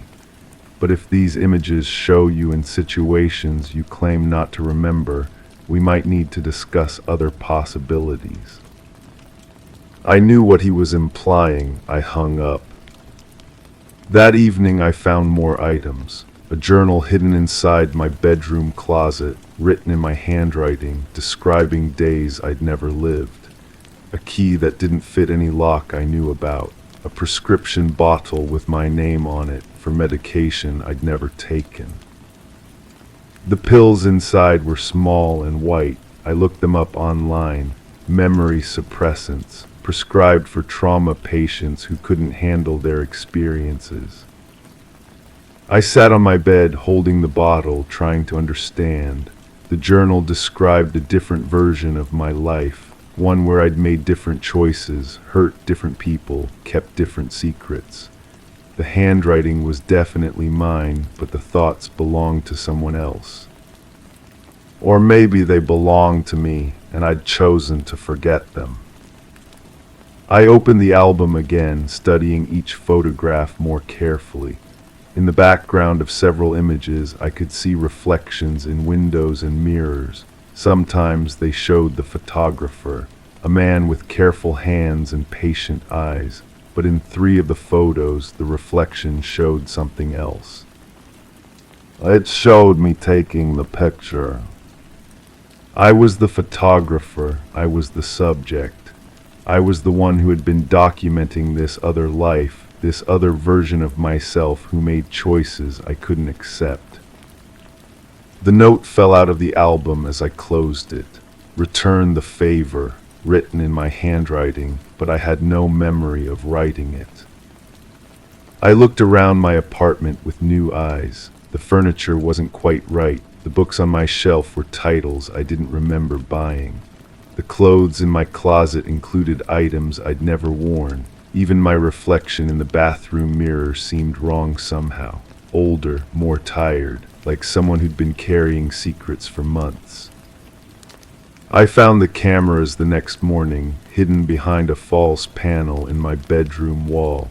Professional equipment, exactly as the old woman had described, but these weren't left behind by a previous tenant. They were mine. The memory cards inside contained hundreds of photographs, not just of me, but of other people, strangers going about their daily lives, unaware they were being documented. All of them looked like people I knew, friends, co-workers, family members, but not quite right, like versions of them that existed in a world slightly adjacent to mine. I am still in this apartment. I still have the album. I still take the pills when the other memories try to surface. The old woman across the hall brings me tea sometimes, and we don't talk about what I've chosen to forget. But sometimes, late at night, I hear footsteps in my apartment, the sound of plastic being unwrapped, the click of a camera shutter.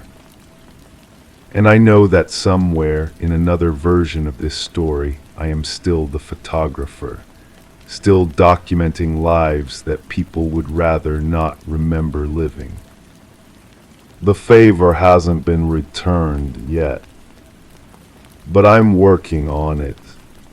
Story 10, the tale began innocently enough for Michael and Sarah Klein, the new occupants of a Victorian-era home that whispered secrets of the past through its ornate woodwork and high ceilings. What started as a simple desire to live in a house filled with character soon spiraled into a mystery that would haunt their nights. It all began with a water stain in the master bedroom, a yellowish discoloration creeping across the floral wallpaper. As they peeled back the layers, the walls revealed more than just outdated patterns. They unveiled a name, scrawled in ink over and over again. Eleanor Winters, the name echoed through the room, written in a frantic, uneven script that seemed to pulse with hidden meaning. Sarah's fingers traced the letters, feeling the weight of a story untold. Who was Eleanor Winters? Why was her name etched into the very bones of the house? The internet offered a clue, a missing persons case from decades past, a young woman with dark hair and haunting eyes, much like the previous owner who had sold them the house. The discovery set off a chain of events that pulled Michael and Sarah into a web of intrigue and obsession. They delved into old records, contacted past owners, and unearthed hidden truths buried beneath the floorboards. The investigation led them to a chilling revelation. The name on the wall, the missing woman, and the enigmatic house seller were all connected in ways they never could have imagined. Forensic teams descended upon the house, peeling back layers of history as they searched for answers. The walls held secrets, the floors whispered of long-forgotten deeds, and as the truth slowly unraveled, a tale of fractured identities and shattered lives emerged. Rebecca Eldridge, a woman with a mind fractured by dissociative identity disorder, had taken on the persona of Alina Winters, weaving a complex tapestry of lies and illusions to hide a dark truth. The name on the wall was a desperate plea for recognition, a cry for help from a soul lost to its own creation. As the investigation unfolded, the past reached out with ghostly hands, pulling Michael and Sarah into a world of shadows and echoes. The remains of Alina Winters were unearthed from the backyard, bringing closure to a family long haunted by unanswered questions. And in the end, as Rebecca Eldridge was apprehended, the house stood as a silent witness to the unraveling of a decades-old mystery. The walls themselves whispered of betrayal and tragedy, their silent testimony, a chilling reminder of the darkness that can lurk behind even the most charming façade. And as Michael and Sarah watched the final chapter unfold, they knew that their dream home would forever be etched into the annals of true crime history, a place where walls held secrets and names told tales of loss and longing. Story 11: The Whispers of Blackwood Manor. She felt the urge to transform the nursery before the little one's arrival. The walls wore a faded blue, a color steeped in untold tales hidden within its worn layers. As she applied the first strokes of white paint, a revelation unfolded beneath the faint outlines of letters, gradually sharpening into legibility. A message etched beneath the surface. "Don't let it hear you," her breath hitched. Stepping back, her eyes caught sight of something peculiar, tiny handprints imprinted in the fresh paint, positioned too high on the wall for any child's reach. The unearthing in the nursery of the Morgan household heralded the start of what would later be dubbed the Whispering House Enigma by investigators. The young couple had acquired the Victorian-style abode mere months prior, lured by an unbelievably low price. The real estate agent had alluded to minor cosmetic concerns, but had omitted any mention of the property's shadowy past. Detective Sarah Klein, holding her notebook, rang the doorbell. A woman answered, her swollen belly evident beneath splattered overalls. Weariness clung to her, evident in the dark circles rimming her eyes. Sleep had eluded her for days. The detective observed the tremor in the woman's hands as she recounted the discovery of the message and handprints. The previous occupants vanished abruptly, the woman disclosed. Locals mentioned they departed in the dead of night. No moving truck, just essentials packed into their car. As Detective Klein traversed the historic dwelling, her steps resonated against the aged floorboards. Pausing in the nursery, she scrutinized the partially coated wall. The message lingered where the paint job had been abandoned, a stark reminder. Adjacent to it, 5 small handprints marred the wet paint, situated at an adult's shoulder height. Back at the precinct, Detective Klein delved into property records. The house had changed hands 8 times in 30 years, an unusually high turnover rate. Each family had resided there for less than 2 years. More disconcerting were the child welfare reports filed for 3 of those families. Children had spoken of whispers emanating from the walls and a presence watching them sleep. The detective delved deeper, seeking construction records and historical archives. The house had once been owned by Alina Blackwood, a wealthy widow sans children, who had operated a small orphanage on the premises during the early industrial era. Newspaper clippings referenced 5 children who had vanished from her care. Authorities of the time suspected they had fled, a common occurrence for orphans in that era. When Alina passed, renovation workers uncovered a sealed chamber behind the nursery wall filled with children's belongings, but devoid of remains. The case grew cold, relegated to dusty archives. Interviews with former residents painted a chilling picture. Each family with children recounted eerie incidents, toys rearranged overnight, childish laughter reverberating through empty corridors, and crayon drawings materializing on walls. Most dismissed these occurrences as mere fantasies until the writings materialized. The message varied slightly in each retelling. Don't let them find you. Don't make a sound. Don't let it hear you. The handwriting remained consistent, surfacing whenever the nursery was repainted. A forensic linguist compared photographs of the writing to samples from Alina Blackwood's journals. More unsettling were the handprints uniform in size and placement across decades, despite different children inhabiting the residence. The investigation took a chilling turn when the detective persuaded the current owners to permit ground-penetrating radar in the basement.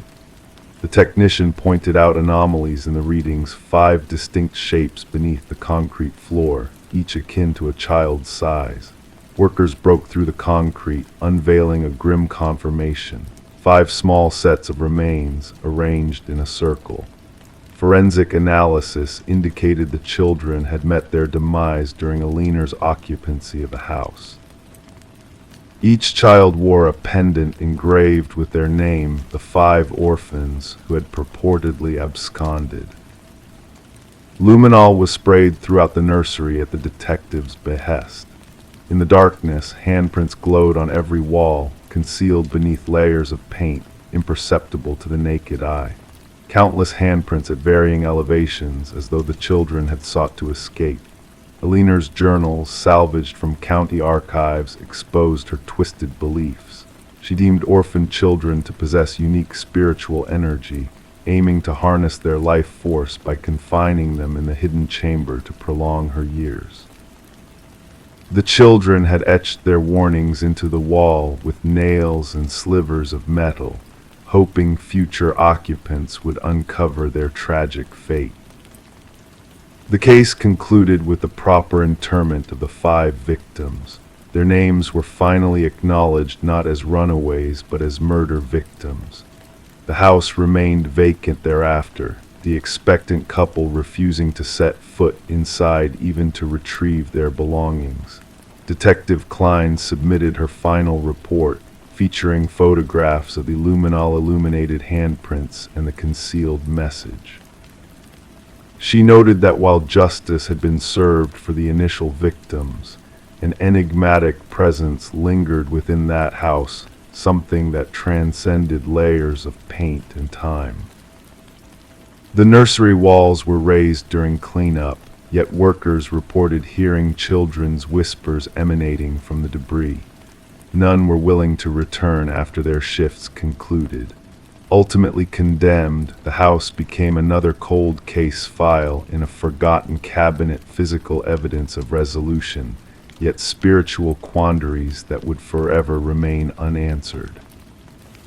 The detective retained a single photograph from the case, 5 luminous handprints glowing in the darkness, a haunting testament that certain crimes leave indelible imprints untouched by fresh paint. Story 12. In the attic, nestled beneath a worn blanket, they stumbled upon a porcelain doll, ancient and fragile, its blue eyes fixed in a perpetual gaze. Sarah and Michael, a young couple drawn to the allure of a Victorian house with a murky past, brushed off the discovery as just another forgotten relic. Yet that night, an unsettling presence lingered in the air, casting a weight upon their sleep. As morning dawned, the doll had vanished from its attic sanctuary, reappearing ominously at the foot of their bed. The house, purchased at auction, whispered tales of shadows and secrets, enticing the couple into a narrative they never anticipated becoming entwined in. Detective Rachel Winters, on a crisp autumn day, was summoned to a scene of eerie stillness. A woman arranged in a twisted pose of terror met her gaze with wide, unseeing eyes. Nearby, a man lay as if fleeing from an unseen threat. No signs of struggle marred the pristine setting, only a haunting sense of deliberate artistry in the macabre display. Investigations unveiled a web of peculiarities woven through the house's history. Neighbors spoke of whispers and phantom laughter echoing through empty rooms. Forensic analyses revealed traces of vintage fabrics, akin to those used in antique doll clothing, lingering around the victims, and the attic a place steeped in shadows of the past. Delving into archives, Detective Winters unearthed a chilling connection: a doll maker who once dwelled within the house, crafting lifelike creations rumored to harbor more than mere craftsmanship. A final doll, a replica of his deceased daughter, bore a striking resemblance to the doll found by Sarah and Michael. Photographs hinted at the doll's malevolent presence, captured in moments of eerie animation. As the investigation spiraled into the realm of the supernatural, a descendant of the doll maker divulged dark family lore of spirits bound to objects, of rituals bestowing life upon inanimate forms. The truth, elusive and unsettling, eluded conventional explanation, leaving the case shrouded in mystery. Detective Winters, haunted by the enigma, safeguarded the doll within a secure cabinet. Yet the inexplicable unfolded as the doll vanished without a trace, leaving the detective bewildered and bereft of memory. The house, tainted by a legacy of tragedy, changed hands once more, its attic now a vacant space cloaked in silence. Whispers of the doll's elusive presence persisted, a phantom echo of a past entwined with dark magic. Detective Winters, retiring under a shadow of unanswered questions, safeguarded a secret photograph, a silent witness to the uncanny events that had unfolded. The new owners, wise to the house's haunted past, chose to leave the attic undisturbed, heedful of the unseen forces that lingered. And so, on nights veiled in quiet solitude, whispers of a child's laughter drifted through the neighborhood, a spectral reminder of the doll that defied explanation, lost to the shadows but never forgotten. Story 13. The ancient box lay hidden beneath layers of forgotten clutter in the attic, a relic of bygone days left behind by the house's former inhabitants. Among its contents were faded Polaroids capturing moments of joy and togetherness, birthdays, family gatherings, the usual fare. Yet as she reached the final photograph, a sense of unease crept over Rebecca. In that image, taken in her own living room, familiar furniture and decor framed a family she did not recognize. And there, lurking in the shadows, a figure stood in the hallway, watching. A chill ran down Rebecca's spine as she scrutinized the photo. Her fingers trembled, causing the edges of the Polaroid to quiver. The family in the picture, a woman with honey blonde hair, a bespectacled man, and two children, beamed at the camera, oblivious to the presence looming behind them. Frozen in a moment of happiness, they remained unaware of the looming danger just beyond. Descending the creaking wooden stairs, Rebecca felt the weight of the house pressing in on her, suffocating in its emptiness. Placing the photograph on the cold kitchen counter, she studied it under the harsh glare of fluorescent light. The uncanny resemblance between her home and the strangers portrayed in the photo was undeniable, raising more questions than answers. Detective Morgan arrived clad in a weathered leather jacket, his sharp eyes missing nothing as he examined the mysterious photograph. With methodical precision, he traced the edges of the Polaroid, flipping it over to find a blank back. "What do you know about the previous owners, the Nelsons?" he inquired, his voice a low rumble. Rebecca confessed, "Almost nothing. They had already moved away when I bought the house through a realtor." Nodding thoughtfully, Morgan requested to take the photo for further investigation. As the case unfolded, Rebecca discovered a trail of previous occupants: the Crawfords, the Mornos, and finally, the enigmatic Sutherlands, who had vanished without a trace after a year of residence, leaving behind a void of unanswered questions. Forensic analysis dated the photograph back 15 years, revealing peculiar details hinting at a staged composition. The figure in the hallway remained a mystery, his presence lingering like a shadow cast from another world. A pattern emerged, a haunting cycle of families disappearing after precisely 1 year in the house. Delving into historical records, Detective Morgan uncovered the unsettling history of the house's construction, marked by the mysterious disappearance of architect Samuel Whitfield. A digitally aged photograph of Whitfield bore an eerie resemblance to the figure in the Polaroid, linking the past to the present in a web of unsolved mysteries. The investigation led to a grim discovery beneath the basement floor, a hidden chamber revealing the preserved remains of all the missing families, including the Sutherlands, frozen in time with eyes that seemed to follow.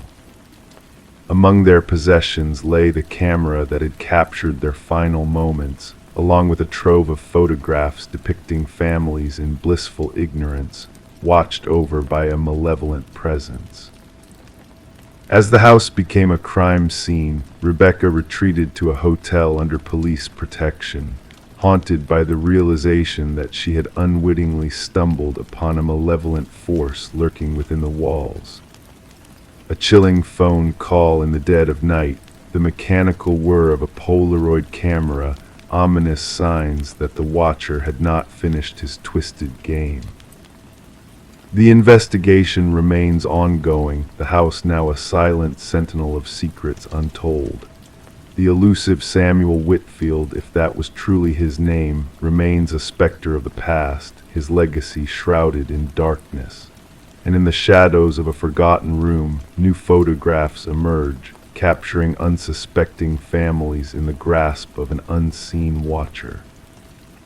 The quest for truth continues, but those who seek answers must tread carefully, for the watcher in the shadows is always one step ahead, waiting to claim the next unwitting victim in his macabre collection. Story 14: The Enigmatic Delivery. The parcel appeared mysteriously on Sarah Miller's doorstep, devoid of any identifying labels or markings save for a name that didn't belong to her.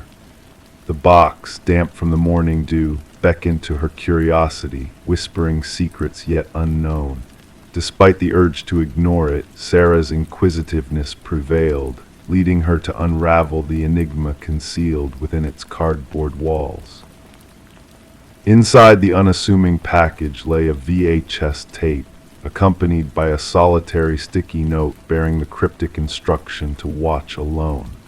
Sarah hesitated, her fingers hesitantly caressing the worn edges of the tape, sensing an unspoken weight that seemed to defy reason.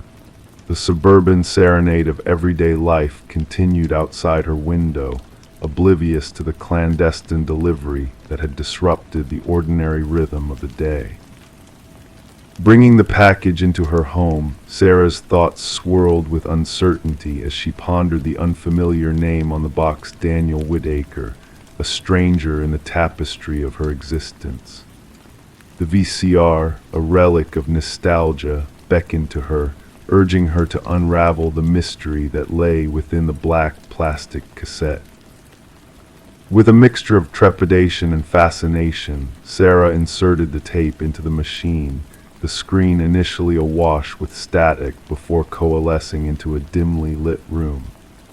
The figure of a man, Daniel Whitaker, emerged from the shadows, his voice a somber melody recounting a tale of innocence shrouded in suspicion. As the narrative unfolded, Detective Eliza Ramirez found herself entangled in a web of deceit and betrayal, each VHS tape revealing a piece of a puzzle that transcended the boundaries of conventional understanding. The disappearance of Whitaker, the victim's involvement in a whistleblower case against a pharmaceutical giant, and the orchestrated framing of an innocent man painted a harrowing picture of corruption and greed. Through a series of unexpected revelations and clandestine deliveries, Sarah and Detective Ramirez embarked on a journey to uncover the truth buried beneath layers of deception. The pieces of the puzzle began to align, leading them to a storage unit that housed the damning evidence needed to expose the malevolent machinations at play. Justice, though not swift, manifested in the form of undeniable proof and unwavering resolve. The perpetrators of the heinous conspiracy were brought to account, their misdeeds laid bare for the world to see. Daniel Whitaker, once a shadow of suspicion, emerged from the shadows of injustice, his name cleared by the unwavering pursuit of truth. In a moment of quiet reflection, Sarah and Daniel stood on her porch, the echoes of a shared journey lingering in the air. The wrong address, it seemed, had been the key to unraveling a tangled web of lies, a testament to the unpredictable nature of fate and the resilience of the human spirit. And so, the VHS tapes, physical remnants of a saga that defied logic and expectation, stood as a testament to the power of perseverance and the enduring quest for truth in a world shrouded in shadows and secrets. Story 15.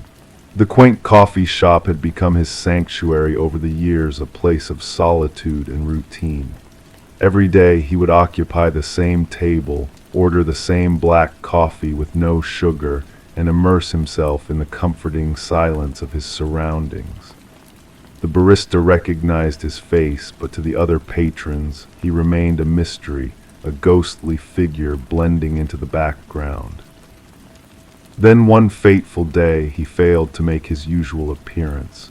Concerned regulars raised the alarm, prompting the police to investigate.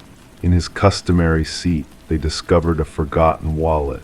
Within it lay a driver's license bearing a face but no name, no address, just a perplexing void where his identity should have resided.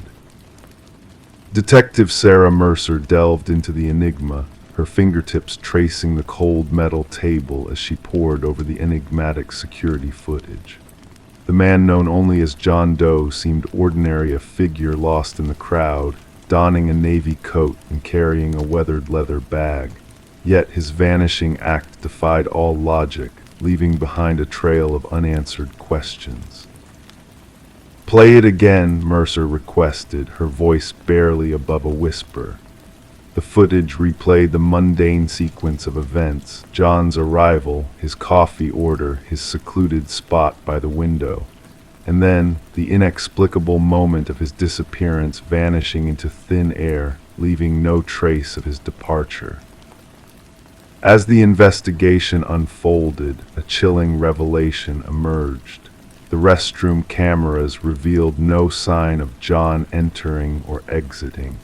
It was as though he had dissolved into the ether, leaving behind a veil of uncertainty. Back at the precinct, Mercer meticulously examined the contents of the abandoned wallet. Blank spaces replaced vital information, credit cards linked to non-existent accounts, and a solitary business card with a cryptic phone number. The line connected to silence, punctuated only by the rustle of unseen pages before disconnecting abruptly. The barista's recollections offered little insight. John had been a man of few words, a solitary figure lost in his thoughts. The notebook left behind teased cryptic codes and enigmatic sketches, confounding even the most seasoned cryptographers. Mysteries deepened as Mercer uncovered anomalies in the security footage, an eerie flicker preceding John's daily entrance. Intrigued, she returned to the coffee shop, her gaze drawn to an ancient mirror adorned with esoteric symbols akin to those in John's notebook. Inquiring about the mirror's origins, the shop owner revealed its ancient lineage, untouched for generations. Mercer's touch revealed an unexpected warmth, a hint of the uncanny lurking beneath the surface. Forensics unearthed a hidden compartment behind the mirror, concealing a trove of identical wallets and a journal chronicling decades of enigmatic experiments. The final entry forewarned of encroaching threats and vanishing opportunities. The journal hinted at temporal manipulations and reality crossings, all centered around the coffee shop, a nexus of intersecting worlds. Witnesses reported spectral sightings and distorted reflections, blurring the lines between the tangible and the intangible. A breakthrough arrived in the form of Margaret Keller, a former physicist with classified knowledge of quantum mirrors and parallel realities. She unraveled the enigma of Daniel Weston, a brilliant mind lost to experimental pursuits beyond conventional understanding. Returning to the coffee shop's origins, Mercer uncovered a nexus of scientific curiosity and metaphysical possibilities. The building stood atop a forgotten laboratory, the epicenter of Weston's enigmatic disappearance. In a haunting twist, Mercer glimpsed the impossible on the security footage, a duality of Daniel Weston, existing in tandem, watching his own spectral self in the mirror's reflection. The shattered glass bore a cryptic farewell, signaling the closure of an otherworldly experiment. The enigma of the man who defied existence lingered, shrouded in unanswered riddles. The coffee shop faded into memory, its secrets buried beneath the rubble of progress. Daniel Weston's fate remained a mystery, his legacy entwined with the fabric of uncharted realms. Detective Mercer, haunted by the echoes of a reality beyond grasp, retreated from the force, her porch now a sanctuary for untold narratives. A fragment of an antique mirror adorned her wall, a silent witness to the unspoken truths that lingered in the shadows, waiting to be unraveled. Story 16. The old apartment exuded a sense of history, its creaking floors and rattling pipes creating a familiar symphony of sounds that echoed through the corridors. She had grown accustomed to the gentle groans of the heating system and the metallic rattle of the pipes. It was the heartbeat of the building, a lullaby that whispered of years gone by. But one night, as she lay in bed, a soft voice drifted through the vents, barely audible yet distinct in its call. It wasn't a mere murmur of a passing conversation. It was a whisper, intimate and eerie, calling out her name into the darkness. Intrigued and slightly unnerved, she pressed her ear against the cold metal grate, her heart quickening with each whispered syllable that danced through the air. A breath of icy air brushed past her cheek, carrying with it a playful yet unsettling message. I know you can hear me. Detective Morgan Shaw found herself standing in the center of the vacant apartment, a sense of unease settling over her as she gazed at the rusted vent cover that had been pried open. The forensic team moved around her with precision, their cameras capturing every detail of the eerie scene before them. The missing woman, Alina Reeves, had vanished without a trace until the building's manager detected a faint odor that led them to this forsaken place. What they uncovered within the confines of the ventilation system defied logic and sent shivers down Shaw's spine. Officer Patel, his voice steady, recounted the details from his notepad. Alina had reported hearing voices through the vents, a plea for help that had gone unheeded by the building management, dismissing her claims as mere quirks of an aging structure. Yet the scratch marks surrounding the vent spoke of a desperate struggle, of fingernails clawing at metal in a frantic bid for escape. Shaw knelt beside the vent, her fingers tracing the deep grooves left behind, a silent witness to Alina's final moments of terror. Alina, a beloved kindergarten teacher with a penchant for nurturing life, had exhibited signs of distress in the weeks leading up to her disappearance. Her sister, her voice trembling with grief, recounted Alina's growing paranoia, her conviction that unseen eyes watched her every move, whispering secrets through the very walls of her sanctuary. Shaw absorbed these revelations, her mind piecing together a puzzle fraught with darkness and deceit. The apartment, once a haven of warmth and laughter, now bore witness to a tragedy that transcended comprehension. Shaw delved deeper, scrutinizing every corner for clues that might unravel the enigma shrouding Aliner's fate. Fibers entwined in the vent grating, a foreign fingerprint on the inside of the cover, and chilling audio recordings retrieved from Aliner's phone painted a portrait of a nightmare that lurked within the shadows of familiarity. The history of the building whispered of secrets long buried, of tenants who had fled in haste, their voices lost in the echoes of the past. Shaw's investigation led her to Harold Weber, the stoic building superintendent whose facade of normalcy masked a chilling truth. As she probed into his past and his connection to the tenants of apartment 4B, a sinister pattern emerged, a web of manipulation and obsession that spanned decades. Forensics unearthed a hidden passage within Aliner's bathroom, a clandestine pathway that wove through the walls like a serpent, granting access to the very heart of the building's structure. Within this hidden realm, a trove of evidence awaited discovery of Ur's lair filled with remnants of lives observed, of whispers stolen in the dead of night. Shaw's blood ran cold as she pieced together the fragments of a twisted mind that had preyed on the unsuspecting. Weber's arrest brought a sense of closure tinged with horror, his serene demeanor a facade that belied the darkness within. His words, cryptic and haunting, echoed in Shaw's mind as she confronted the depths of his depravity. The truth unfurled like a malevolent specter, revealing a predator who had woven himself into the very fabric of the building, a ghostly presence that whispered of unspeakable deeds. The trial that followed was a somber affair, a reckoning with a darkness that had tainted the very walls of the apartment building. Weber's conviction was swift, his sentence a testament to the horrors he had wrought upon the unsuspecting souls who had crossed his path. As he was led away, his hollow smile a chilling reminder of the evil that lurked within the shadows, Shaw knew that the scars of his crimes would linger long after his presence had faded. The apartment building now stood silent and empty, a mausoleum of memories tainted by the specter of a man who had made it his twisted domain. Despite the renovations and the fresh coat of paint that sought to erase the stains of the past, whispers still lingered in the air, carried on the sigh of the wind that rattled the pipes and stirred the dust in forgotten corners.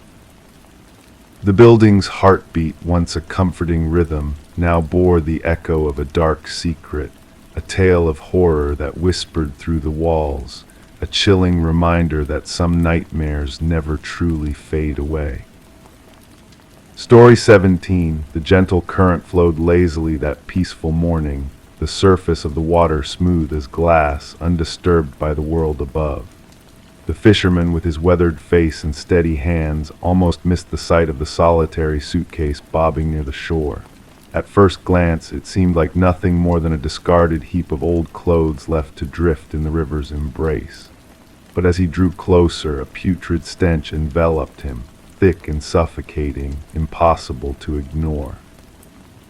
The case was encased in chains, its edges tinged with rust from its time exposed to the elements. When the authorities pried it open, it revealed a haunting truth, not garments, but strands of hair, fingers frozen in a desperate clutch, and nestled at the bottom a cryptic note that whispered, "This isn't the first." Detective Sarah Mercer, a figure of quiet determination, pressed a delicate handkerchief to her nose as she surveyed the grim tableau before her. The victim, a woman in her mid-30s with dark locks and pallid skin now marred by the river's touch, lay still and silent. The meticulous medical examiner carried out their duties with precision, documenting each detail with solemn reverence before the body was gently lifted from its watery resting place. What struck Mercer amidst the somber scene was not just the manner of disposal. but the eerie care taken in presenting the victim's form, manicured nails, freshly styled hair, adorned in garments of luxury. She was not discarded here, Mercer murmured softly, her gaze fixed on the rhythmic dance of the water against the muddy bank. She was arranged, deliberately showcased. The victim was identified as Catherine Walsh, a respected real estate agent renowned for her expertise in selling prestigious properties. Divorced, childless, she inhabited a solitary existence in an affluent neighborhood. Colleagues painted a portrait of a woman driven by ambition, meticulous in her ways, fiercely private in her dealings. Her absence had been noted by her assistant when she failed to attend a crucial showing to esteemed clients, an absence inconceivable to those who knew her best.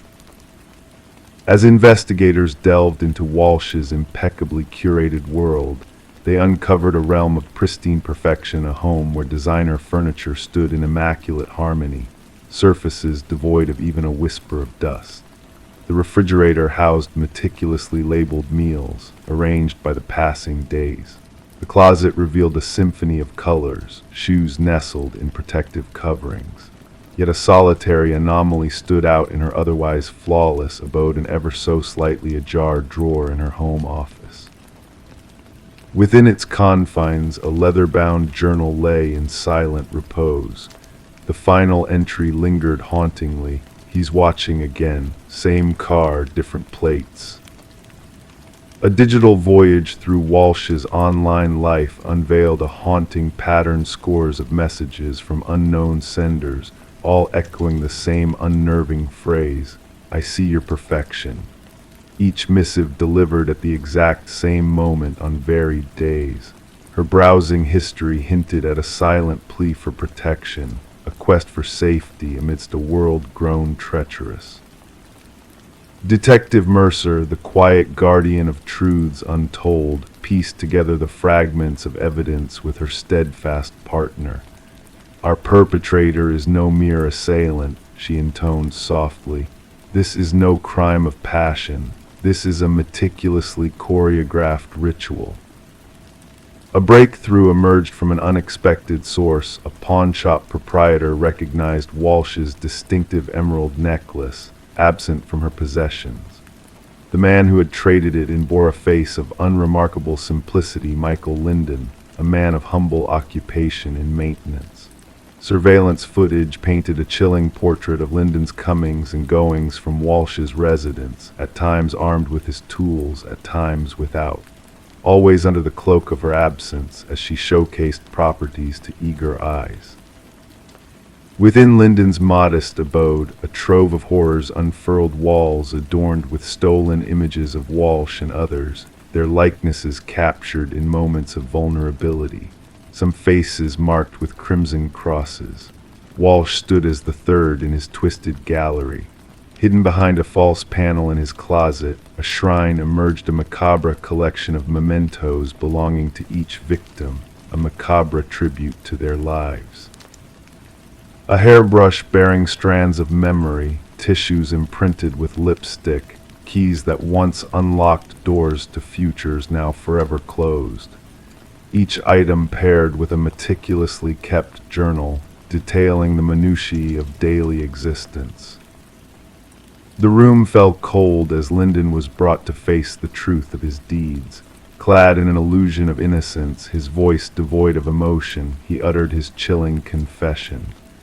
"They were flawed," he whispered, devoid of remorse. "They paraded as flawless, but I saw the imperfections. Catherine's desk drawer was a mess, her lipstick never quite perfect, her perfection was a charade." The search for the ghosts of the past, the unspoken names referenced in his cryptic note, led investigators to desolate realms where two more suitcases whispered of silent horrors. Within their confines lay women akin to Walsh, real estate agents who had crafted facades of meticulous precision, offerings of perfection to a world they felt demanded nothing less. As the courtroom bore witness to Linden's trial, his still figure betrayed no hint of emotion, no flicker of remorse as his actions were laid bare. His meticulous stalking, his calculated violations, his twisted quest for what he deemed as perfection, all unveiled in stark detail. The families of the victims stood in silent vigil as the gavel fell, sealing his fate with a sentence of eternal incarceration. For Detective Mercer, the final chapter of the case drew to a close, but shadows lingered on the periphery. What unseen force had propelled Lyndon towards his grisly fixation on these select women? What inner flaw had he sought to erase through their orchestrated demise? The river continued its eternal journey, carrying with it the secrets of the past, its waters eventually purging all trace of the darkness that had once tainted its flow. Yet in the hushed confines of the precinct, atop Mercer's unassuming desk, lay copies of those chilling journals, testaments to the hidden depths that dwell within seemingly ordinary lives. A reminder that beneath the veneer of normalcy, beneath the mask of perfection, lurks a darkness that hungers for the light of day. And sometimes the most perilous predators are those who walk amongst us, their eyes ever watchful, their minds ever poised to pounce upon the slightest hint of imperfection. Story 18, the aged library faced its fate of demolition as the workers neared completion of the task. Amidst the chaos, a worker stumbled upon a concealed latch within a dusty bookshelf. With a gentle click, the entire shelf swung open, revealing a narrow passageway leading to a hidden chamber. The air within was heavy, untouched by human hands for decades. The chamber was bare, save for a solitary chair at its center, firmly bolted to the floor. Upon the wall, the same haunting phrase was etched repeatedly: "I am still here." The construction foreman swiftly contacted the authorities. What had begun as a routine demolition swiftly evolved into something far more chilling. Detective Morgan Walsh, a seasoned officer with 2 decades of experience, found himself facing a scene unlike any he had encountered before. Standing in the doorway, his flashlight pierced the darkness, casting an eerie glow upon the unsettling message that adorned the walls. "Secure the area," Walsh instructed the officers, his voice resonating in the confined space. "No one disturbs a thing until the forensics team arrives." The history of the building added a layer of intrigue to the unfolding mystery. The library had been owned by the Harrington family, esteemed members of the community, who had gifted the building to the public following the mysterious disappearance of their daughter, Rebecca. Rebecca had vanished during her final year of college, leaving behind no trace except for her abandoned car near the woods. Despite extensive searches and investigations, the case had grown cold, with the prevailing belief that she had chosen to start a new life elsewhere. However, her family refused to accept this explanation, convinced that a darker truth lay beneath the surface. As forensic experts meticulously combed through the hidden room, they uncovered hair and fiber samples embedded in the chair, along with traces of blood and skin cells within the scratched walls. Initial analysis hinted at the biological material belonging to a young woman who had struggled intensely while held captive. Walsh assembled a team to delve into the history of the Harrington family. The timing of the library donation following Rebecca's disappearance struck a dissonant chord with him. Further digging unveiled a disturbing fact. The bookshelf concealing the hidden chamber had been installed by a contractor exclusively hired by Maxwell Harrington, Rebecca's uncle and the family patriarch. Financial records showed exorbitant payments to the contractor, far exceeding standard renovation costs. Former library staff were interviewed, with one elderly librarian recalling Maxwell's peculiar behavior, spending countless hours alone in the section of the building housing the hidden room after hours. The investigation took a grim turn when DNA evidence from the hidden chamber matched samples from Rebecca's personal belongings. It became evident that Rebecca had not fled but had been imprisoned behind the bookshelf, potentially by someone within her own family. A search warrant was granted to explore the Harrington estate. In Maxwell's study, a hidden journal was discovered detailing his disturbing obsession with his niece. The final entry sent shivers down the investigator's spines. She threatened to expose me. I couldn't let her ruin everything. The room will keep her until she understands. Maxwell, now residing in a coastal retirement community, was brought in for questioning. Initially steadfast in his denial, he crumbled under the weight of the evidence. She was a threat to everything, he confessed coldly. I couldn't let her destroy the family name. His admission unveiled a gruesome reality. Maxwell had lured Rebecca to the library, where he had imprisoned and ultimately killed her during a struggle. Excavations beneath the hidden room confirmed the presence of human remains, unveiling Rebecca's skeletal remains still adorned with the silver bracelet her parents had given her. The Harrington family witnessed Maxwell's sentencing, finding closure as justice was finally served. Rebecca's mother clung to her daughter's bracelet, the sole memento they could lay to rest after years of uncertainty. The library's demolition came to a halt, transforming it into a place of remembrance and contemplation. Community members paid their respects with floral tributes, honoring a life tragically cut short and a truth that had patiently awaited discovery behind a bookshelf. In a poignant twist of fate, Rebecca's poignant message etched in desperation, "I am still here," ensured her memory would endure, and that justice, though delayed, would eventually prevail. Story 19: The Mysterious Whisper. In the stillness of the night, a faint sound echoed through the abandoned house, a mere pocket dial, filled with static and muffled whispers. The operator almost dismissed it as a glitch until a voice broke through the chaos. A woman's voice, trembling with urgency, whispered, "He's here." And then silence descended like a heavy veil. The number traced back to a forgotten dwelling, left untouched for years, its secrets buried deep within its walls. No signs of intrusion, no disturbances in the air. Yet in the dimly lit kitchen, amidst the layers of dust, sat a phone on the counter, its screen softly glowing. The call had been placed mere moments ago. Detective Morgan Reed, with a furrowed brow, pressed the playback button repeatedly, each time the whisper haunting her with its desperation, its fear, its impossibility. The property belonged to the Sullivan family, who had fled after a fire had ravaged a part of their home. But no soul had dwelled within those walls since their departure. The caretaker's visits were sporadic, and he swore no one had trespassed in years.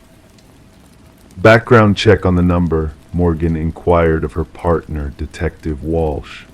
The reply came swift, registered to Catherine Sullivan, the deceased daughter, lost in a tragic car accident 3 years past. Morgan's gaze lingered on the evidence bag holding the phone, a puzzle with missing pieces, a mystery without a solution. The case defied logic, a spectral phone reaching out from beyond, a connection to the departed. The forensic team's search yielded no fingerprints of value, no traces leading to or from the house. The doors remained locked, the windows sealed shut. The enigma deepened with each passing moment. The heart of their inquiry lay in those 11 seconds of static and whispers, a spectral echo of a life extinguished too soon. The voice matched Catherine Sullivan's with eerie precision, as if time itself had folded back upon that fateful moment of her passing, mirroring her final plea for help. Interview after interview, the truth eluded them, slipping through their fingers like sand, until a call came, a tremulous voice on the line, Catherine's mother, bearing a revelation. "I found her journal," she whispered, voice quivering. "You must read her final words." The journal unveiled a tale of love turned to shadows, of control and fear lurking beneath the surface. Mark's presence loomed large in Catherine's words, a shadow darkening her days, a threat veiled in false affection. The final entry, a chilling prophecy of her demise, a plea for someone to listen, to believe. Confronted once more, Mark's facade crumbled under the weight of truth. Denials faltered, excuses dissolved in the harsh light of scrutiny. The buried phone, unearthed with care, whispered secrets long kept hidden, the sinister truth of a life cut short, a voice silenced by malice. The pieces fell into place with a dreadful certainty. Mark's deception unraveled, revealing a web of deceit woven with precision. His obsession with Catherine, his twisted desire for control, his monstrous act disguised as tragedy, all laid bare in the cold light of justice. As the trial unfolded, the ghostly whispers of the past reverberated in the courtroom, echoing the truth long suppressed. The journal, clutched tightly by Catherine's mother, bore witness to the unspoken horrors, the silent screams etched in ink, the plea for redemption. In the end, justice prevailed, not through supernatural intervention, but through the unwavering courage of a voice silenced too soon. Catherine's story, a testament to resilience, a beacon of hope for those lost in the shadows, endures in the whispers of the night, in the echoes of the forgotten, in the hearts of those who dare to listen. Story 20: The Enigmatic Mask. The quaint costume shop was nearing its final days, offering a clearance sale to bid farewell to its old inventory.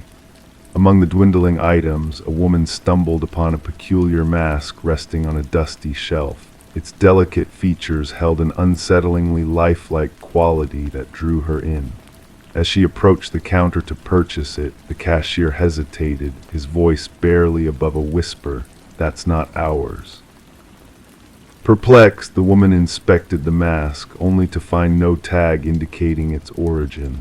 Without much thought, she decided to take it home with her.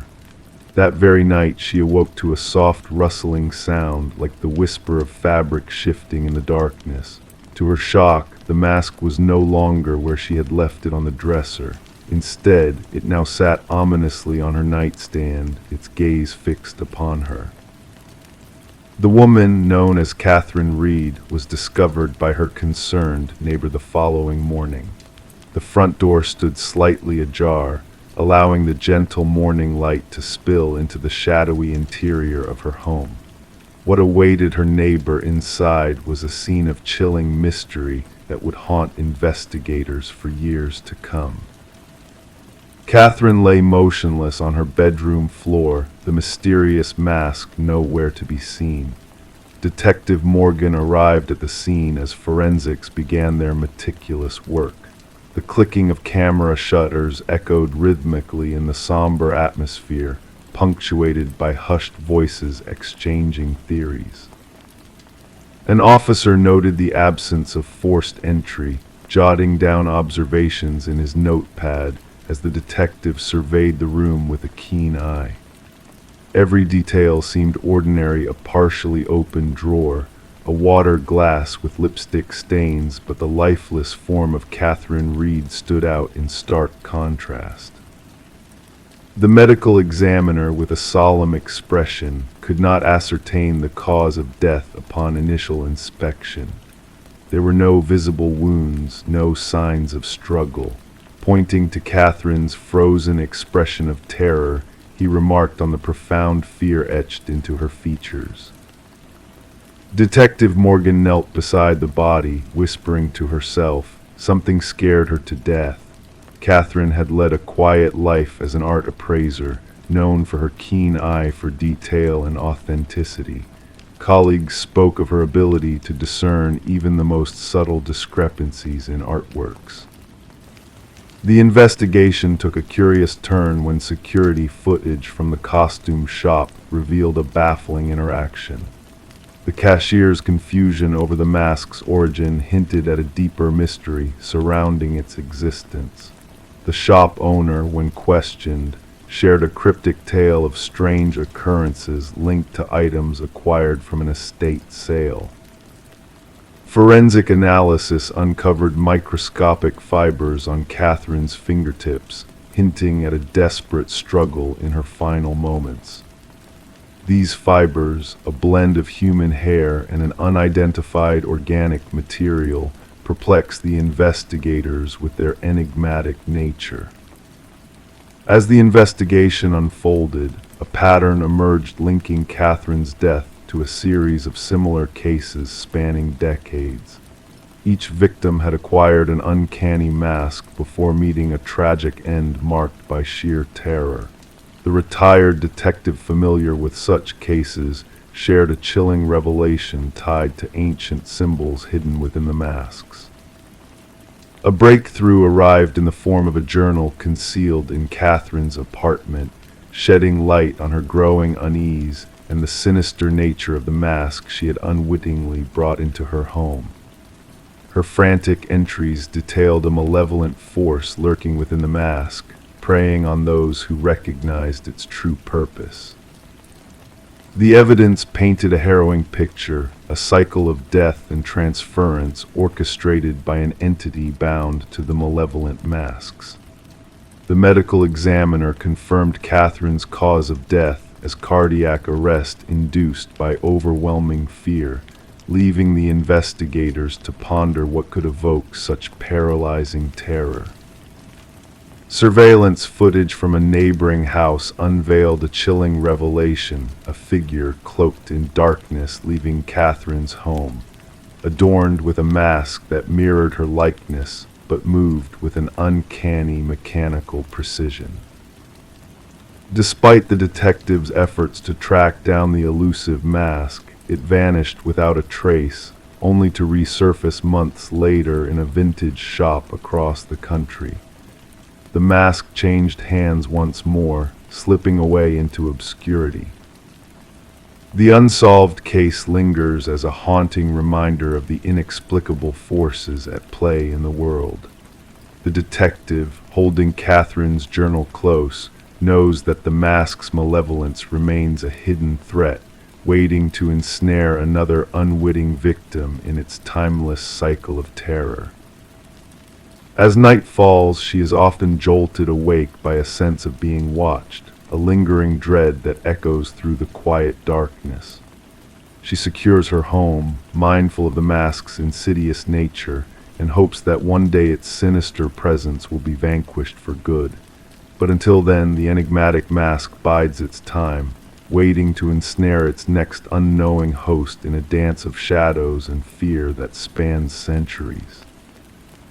Story 21. In the stillness of the night, a mysterious package arrived, concealed within a plain envelope devoid of any sender's details. Within its folds rested a solitary brass key, its surface weathered by the passage of time. The homeowner, a woman named Sarah, gazed at the key with a sense of inexplicable recognition, though she could not place its origin. Curiosity tugging at her, Sarah attempted to use the key on every lock in her possession, but to no avail. It refused to grant her entry. Puzzled, she set it down on her coffee table, and in that moment a haunting sound filled the air, an echo from the past. The old grandfather clock in the hallway, long silent and broken, emitted a solitary, eerie chime. Perplexed by this strange occurrence, Sarah contacted the authorities, recounting the unnerving tale of the mysterious key. What began as a mere oddity soon unraveled into a chilling saga, plunging the tranquil suburban neighborhood into the depths of a dark and twisted mystery. The responding officer, initially dismissive of Sarah's concerns, suggested that the key's arrival may have been a simple mistake. However, Sarah's intuition whispered of something amiss, a feeling she could not shake. Reluctantly, the officer accepted the key as evidence, placing it in a small evidence bag that would later become the focal point of an extensive investigation. The case landed on the desk of Detective Robert Harmon, a seasoned investigator with a keen sense for cases that transcended their seemingly benign beginnings. The brass key sat before him, unassuming yet radiating an unsettling aura. Delving into Sarah's background, the detective uncovered a life that appeared entirely ordinary. A retired schoolteacher, widowed with grown children living afar, Sarah bore no trace of suspicion in her past or present. She seemed, on the surface, an innocent bystander caught in a web of enigma. Forensic analysis revealed only Sarah's fingerprints on the key, and the envelope divulged no clues beyond a generic postmark. The key itself, a standard Schlage, bore the marks of time and use, hinting at a history shrouded in darkness. A breakthrough emerged when Detective Harmon decided to run the key's unique pattern through the department's database. A match surfaced from a cold case 7 years prior, a key that unlocked a storage unit harboring grim secrets of blood-stained carpets, tools of cutting, and images of unidentified women. The original investigation had hit a dead end, lacking the evidence to unmask the perpetrator. Harmon delved into the dusty archives, retracing the steps of his retired predecessor. The trail led to Harold Jenkins, a former neighbor of Sarah's, who had vanished without a trace years ago. As the investigation deepened, a chilling revelation emerged. Jenkins, a man of shadows and secrets, had left behind a trail of unspeakable horrors concealed within a hidden room beneath his deceased mother's cabin. Rows of brass keys, each bearing a name and date, hinted at a sinister tally of lives taken. The manhunt for Jenkins intensified, gripping the nation in fear. Residents trembled at the thought of a predator roaming among them, hidden in plain sight. Jenkins' twisted game of cat and mouse reached its climax as authorities closed in on his secluded hideout in the wilderness. In a final, desperate act, Jenkins chose to evade justice, taking his own life in a remote tower overlooking the forest.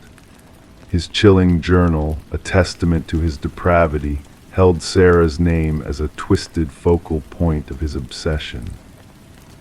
The investigation unearthed a harrowing truth: 32 lives extinguished by a man lurking in the shadows, a malevolent force masquerading as an ordinary neighbor. Families found closure tinged with agony, learning the fate of their missing loved ones. Sarah, forever changed by the darkness that grazed her life, never returned to her home, haunted by the specter of evil that had brushed so close to her reality. The grandfather clock, once a harbinger of the unknown, stood as a silent witness to the horrors that lurked beneath the veneer of normalcy. As researchers delved into Jenkins' writings in search of answers, the collection of brass keys remained in an evidence locker, a solemn reminder of lives snuffed out, of doors left unopened, and of the chilling truth that darkness can wear the mask of the everyday. Story 22, the apartment lay silent, untouched by human presence for months on end. When the new tenants crossed the threshold, they anticipated a veil of neglect, dusty corners, perhaps a few forsaken relics left behind. Yet one door stood stubbornly closed, a barrier to the unknown. It was a closet sealed shut from within, harboring secrets beneath its surface. With a determined push, the landlord coerced the door ajar, revealing a sight that sent shivers down spines.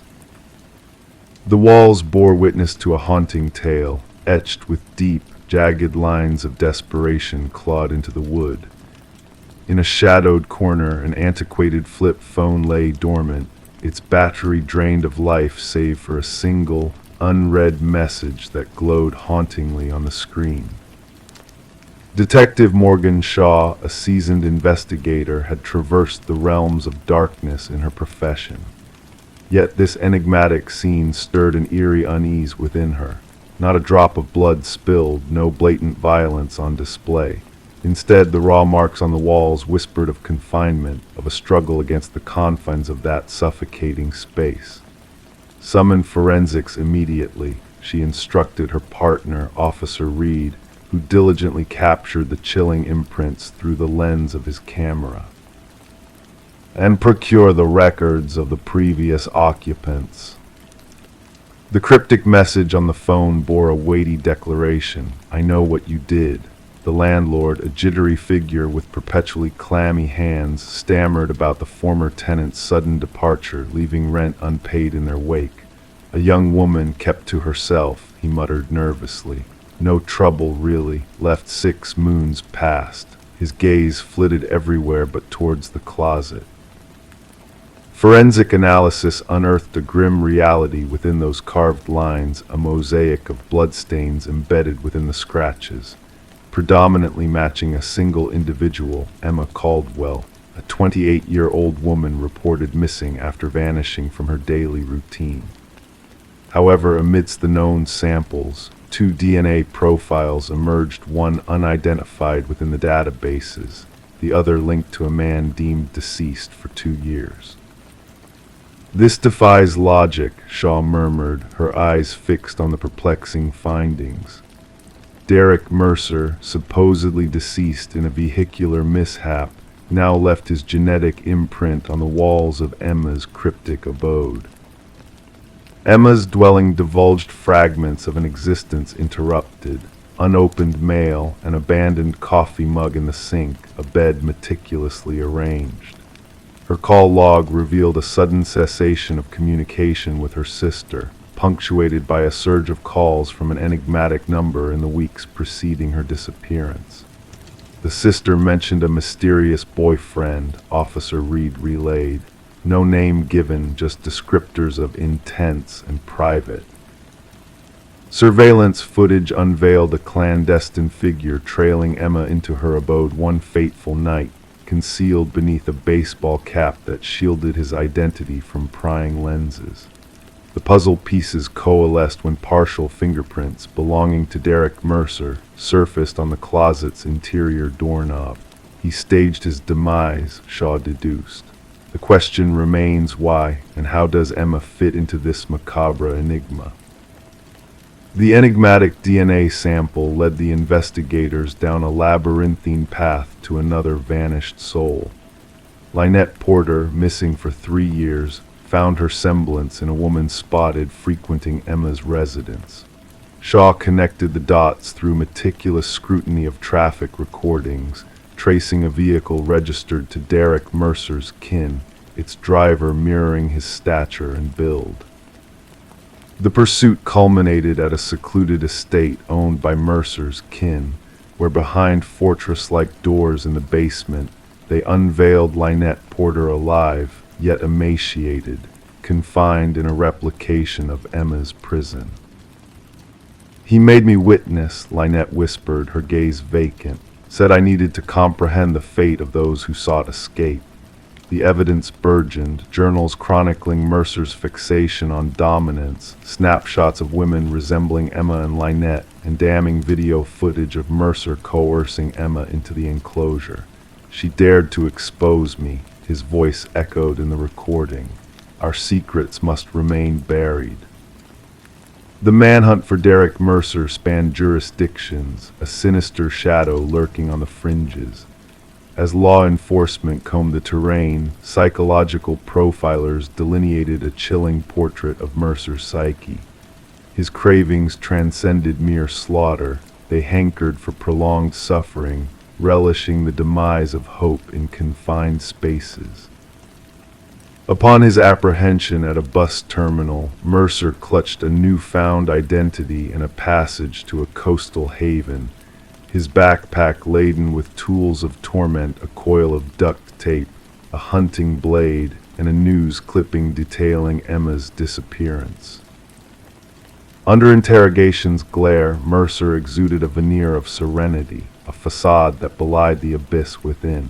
She penned that message herself, he asserted of the phone's missive. She sought salvation, yet her fate was sealed. The judicial proceedings unveiled Mercer's intricate ruse to fabricate his demise, leveraging dental records from a destitute soul mirroring his visage. For a span of 2 years, he skulked in obscurity, preying upon women akin to his inaugural victim. Emma's remains eluded discovery, leaving behind forensic breadcrumbs that hinted at her final, futile struggle within that claustrophobic chamber. The jury swiftly rendered a unanimous verdict after a mere 4 hours of deliberation, condemning Mercer on all counts. As the gavel pronounced a lifetime behind bars, Mercer's countenance flickered with a semblance of contentment, a private rationale inscrutable to the world. During the sentencing, Lynette Porter faced her tormentor with unwavering resolve. In the confines of darkness, his mind festers imprisoned.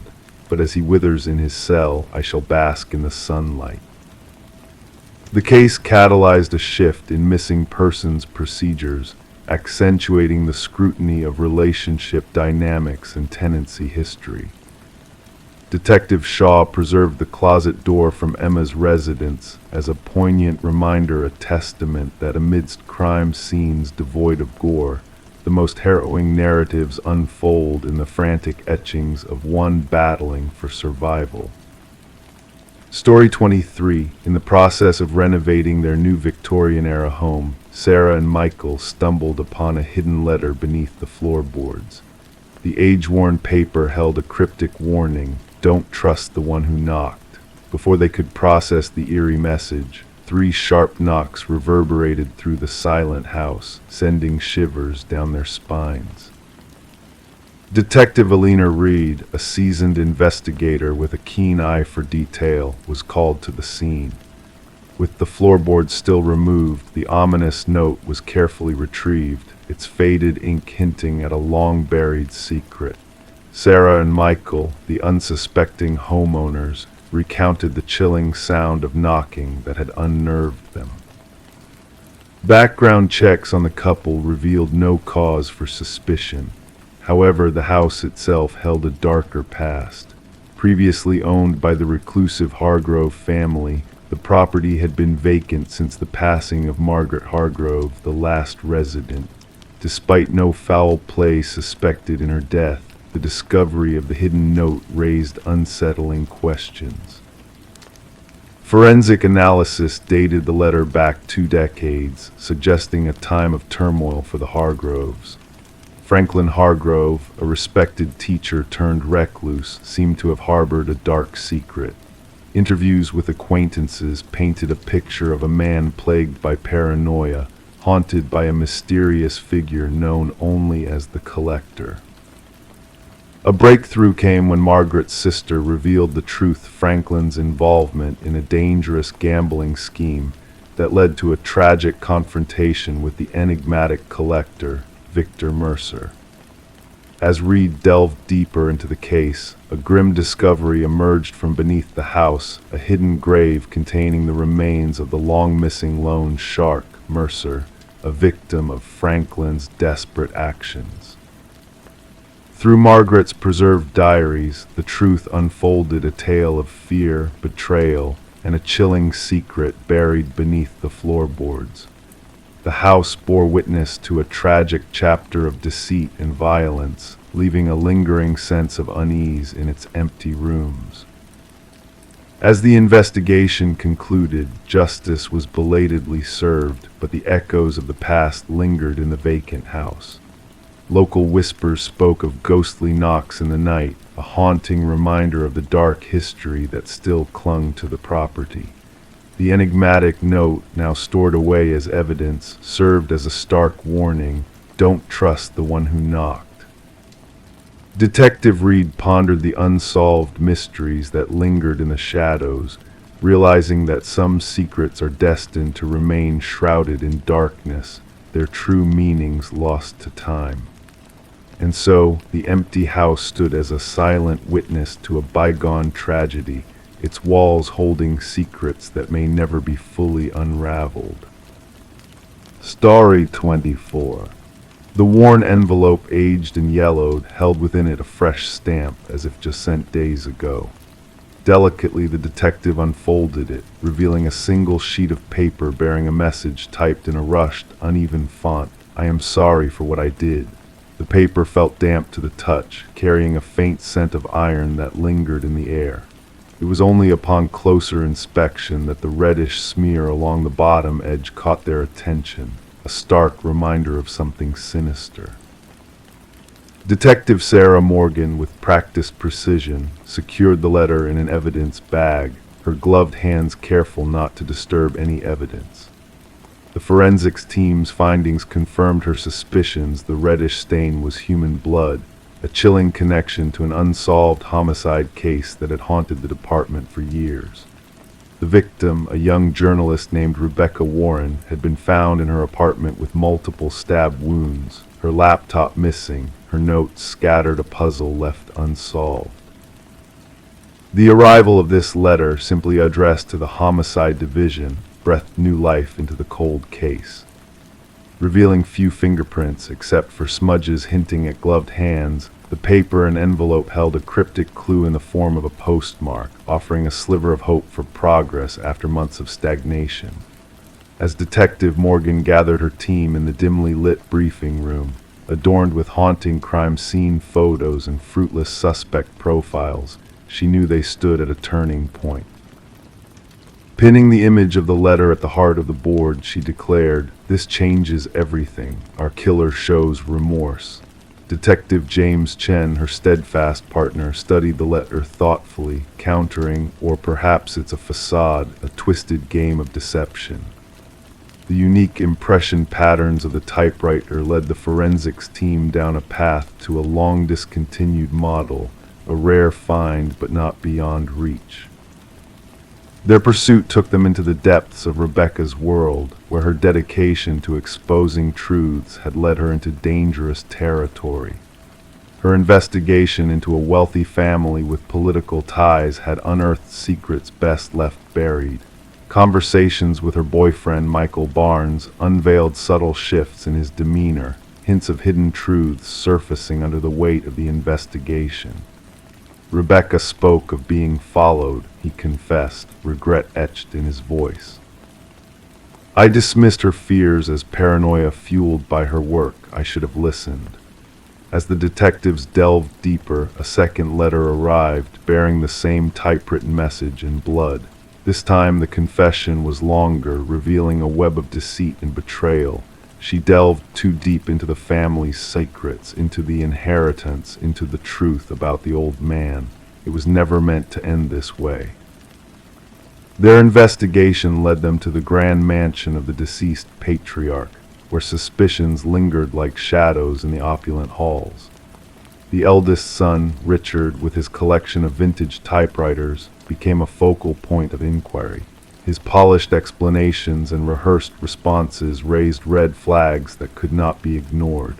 A breakthrough came with the discovery of microscopic fibers on the envelopes, linking back to custom stationery exclusive to the youngest daughter, Elena. Her revelation of Richard's request to borrow her stationery unraveled a tapestry of deceit. A search of Richard's home unearthed a hidden chamber filled with damning evidence clippings, photos, the vintage typewriter, all pointing to a sinister truth.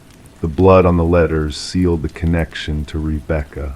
What unfolded next was a revelation that shook the very foundations of trust.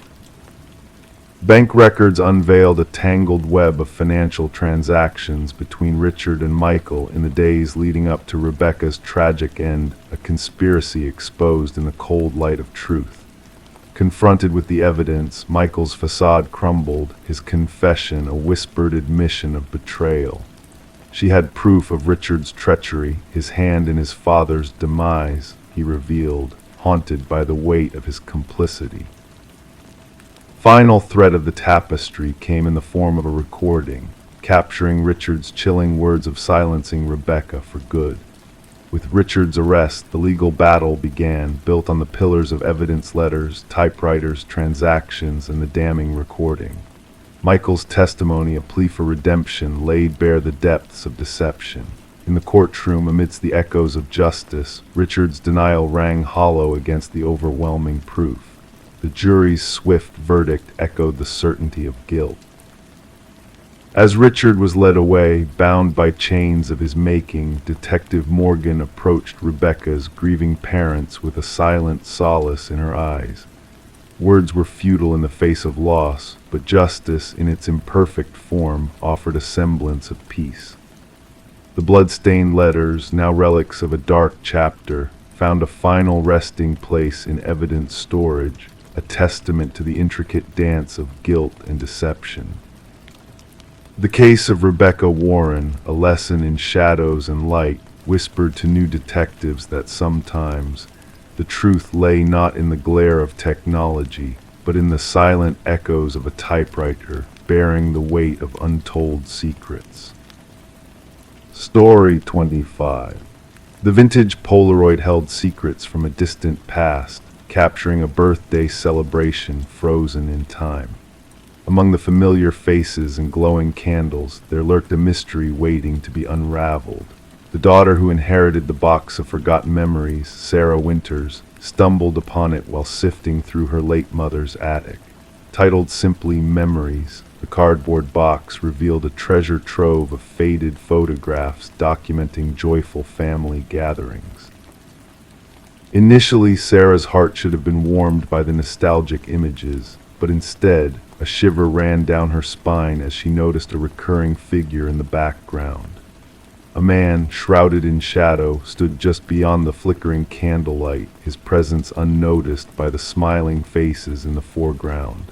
With each passing photo, he crept closer, a silent intruder in the cherished moments captured on film.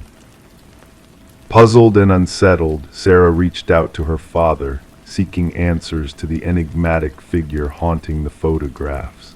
But his response was as chilling as the mystery itself.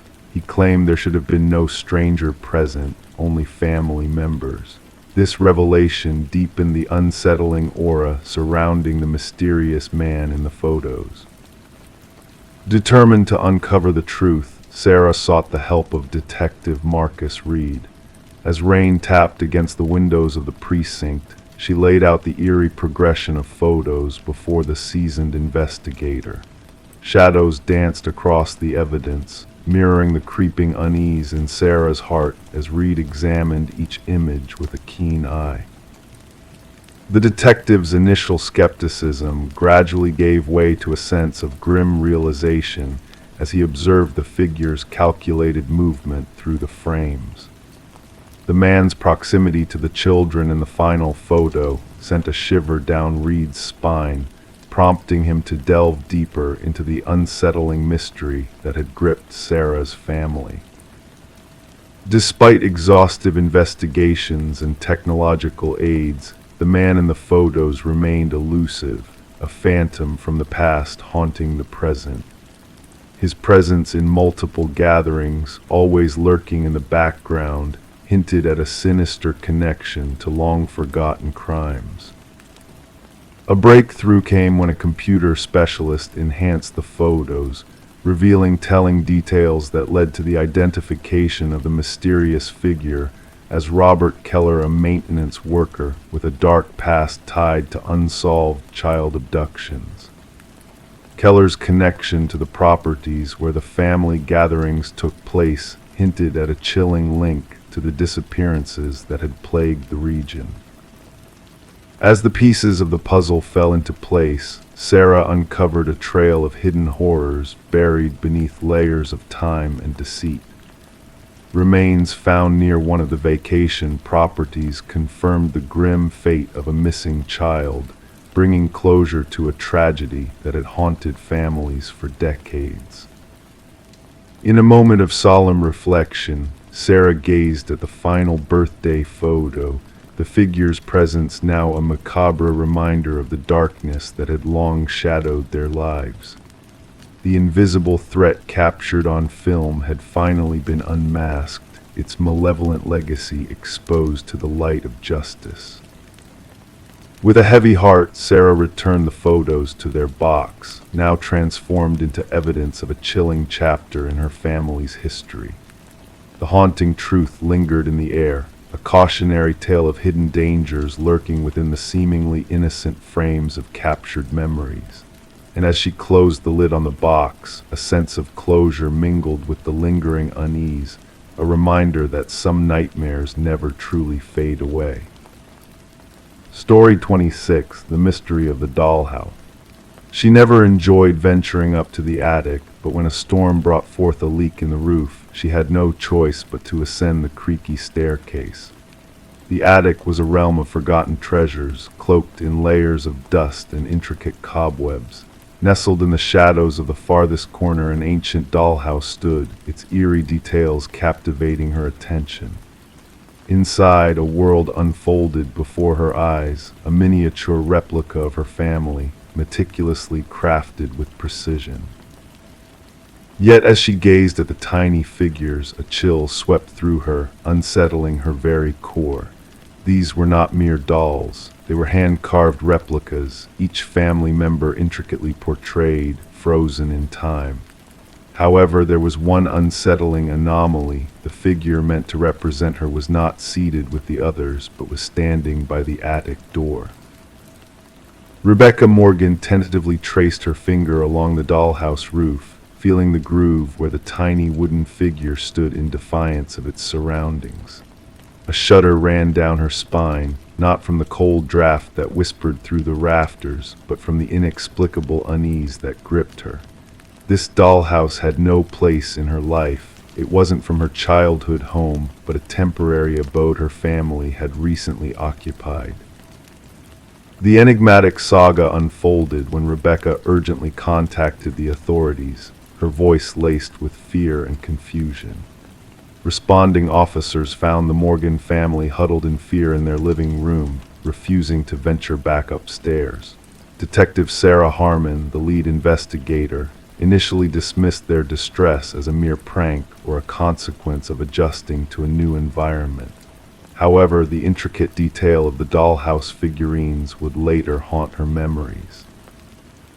Each miniature sculpture encapsulated a unique essence of the family members: the father's subtle balding, the son's favored hoodie, even the minuscule birthmark on the mother's hand. The investigation took a chilling turn when forensics uncovered fingerprints on the dollhouse that did not match those of the family. Even more disturbing were the microscopic cameras concealed within the eyes of the miniature figures, all linked to a sophisticated surveillance system hidden beneath the dollhouse.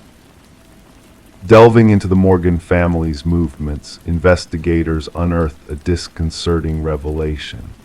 The positions of the figures within the dollhouse mirrored not just their current evening but various days, hinting at a prolonged period of observation.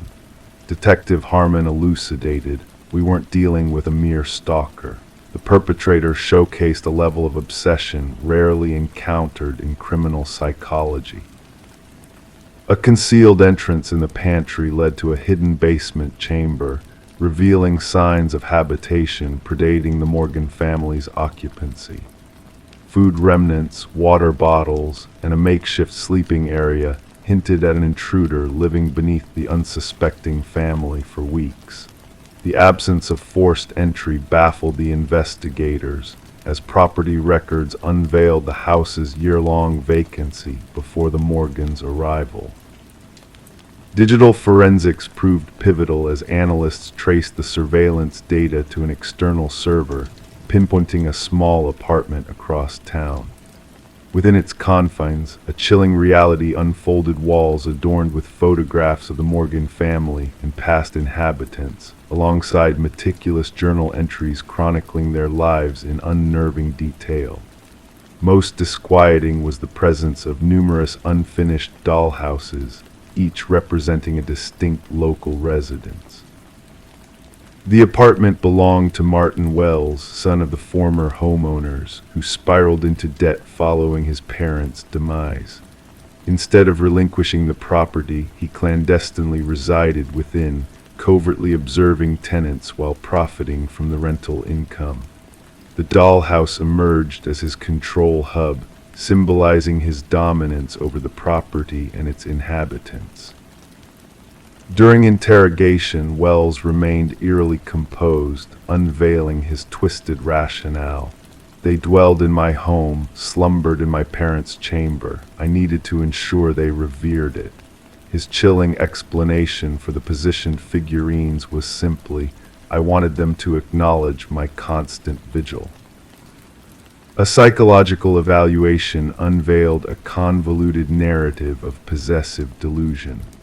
Wells, unable to cope with losing his childhood abode, devised an intricate scheme to assert dominance over it. The dollhouse metamorphosed into a vessel through which he controlled both the property and its occupants. The Morgan family never returned to the house, scarred by the realization that they were unwitting pawns in a macabre game of surveillance. Rebecca confessed that the most harrowing moment wasn't discovering the dollhouse, but comprehending its implications. We were under scrutiny, our lives scrutinized and manipulated. The true horror lay in realizing that to him, we were mere playthings, subject to his whims and fancies. Wells faced a litany of charges, from stalking to illegal surveillance and breaking and entering ushering, in a review of real estate disclosure laws and agent responsibilities. The presiding judge underscored the egregious violation inflicted upon the Morgan family, condemning Wells for breaching their sanctity and autonomy. Criminologists were perturbed by the realization that Wells might have remained undetected indefinitely if not for Rebecca's unsettling discovery. His journals hinted at a prolonged pattern of covert habitation, traversing multiple homes, each festooned with a miniature replica of the respective family. The Morgan family eventually resettled far from the haunting memories, yet Rebecca confessed to recurrent trepidation, habitually checking closets and hidden crevices. All remnants of dollhouses and miniatures were banished from their new abode. Some days I still sense prying eyes upon me, she confided. I wonder if, somewhere out there, a miniature version of myself is being maneuvered within a dollhouse I have yet to uncover. Story 27. In the old apartment, peculiar sounds filled the air, pipes groaning, floorboards creaking. But the new tenant, Sarah, sensed something different in the rhythm of the noises. The footsteps above her were too purposeful, too steady for a building settling in. Curiously, she dwelled on the top floor, making the mysterious footsteps even more perplexing. One night, mustering her courage, she tapped the ceiling with a broomstick. The noise halted abruptly, leaving behind an eerie silence. Then, a single knock echoed back from within the ceiling itself. Sarah kept the unnerving incident to herself, attributing it to the quirks of an old building or perhaps a small creature venturing into the attic space. Despite the nightly footsteps that traversed her ceiling methodically, she adjusted by increasing the volume of her TV, wearing headphones to bed, anything to drown out the haunting footfalls that lingered in the darkness. Detective Morris was alerted to the apartment's peculiarities when a maintenance worker stumbled upon a hidden crawlspace during routine repairs. While fixing a water leak outside Sarah's unit, the worker uncovered an unexpected narrow passage concealed behind a section of drywall that defied the building's blueprints. Inside, a makeshift living area emerged, adorned with food remnants, water containers, a soiled blanket, and a small journal. The building superintendent promptly contacted the police, leading Detective Morris and his partner, Detective Rivera, to the scene. The maintenance worker, visibly shaken, repeated, "Someone's been living in the walls. Someone's been watching." The journal contained meticulous observations of Sarah, her daily routine, visitors, meals, TV preferences, bathing times. The writing, once tidy, descended into chaos towards the end, with strange symbols adorning the margins. The final entry read, "The subject no longer responds to my signals. She has chosen to ignore me. No one ignores me." Forensic teams unearthed fingerprints untraceable in any database within the crawlspace. They unraveled a complex network of passages intertwined within the building's walls and ceilings, some dating back decades according to structural assessments. These hidden pathways linked to 5 different apartments, terminating in discrete observation points disguised as fixtures or minor damages. Only one led to Sarah Coleman's abode. Interviewing current tenants yielded no unusual occurrences, just the usual hum of apartment living. However, former residents painted a different narrative. 3 past occupants of Sarah's unit recounted feeling watched or hearing unexplained movements, prompting one tenant to depart after a mere 2 weeks. Fearful of sounding paranoid, none had reported their unsettling encounters. The breakthrough in the case occurred when forensics unearthed minuscule blood traces in one of the crawl spaces. DNA analysis connected the blood to Martin Weaver, a former tenant who had vanished mysteriously 4 years prior. Despite his family filing a missing person report, the investigation had reached a stalemate. Martin resided directly below Sarah's apartment. Revisiting Martin's disappearance, Detective Morris learned of his complaints about noises emanating from above, leading to a confrontation with his upstairs neighbor, a reclusive man named Edward. Shortly after, Martin disappeared, and Edward vacated the premises without a forwarding address. Delving into Edward's history, investigators uncovered a pattern. Preferring top-floor units, he maintained minimal social connections before abruptly relocating. An acquaintance from his 3rd residence described him as intense, fixated on silence. Property records unveiled Edward's acquisition of remote rural land. At the secluded site, a cabin revealed a chilling collection of photos and notes of apartment residents, including Sarah and Martin.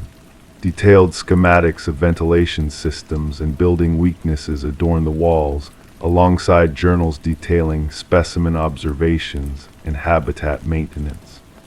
A corkboard displayed newspaper clippings of missing persons reports, 6 of which matched former residents from Edward's past dwellings.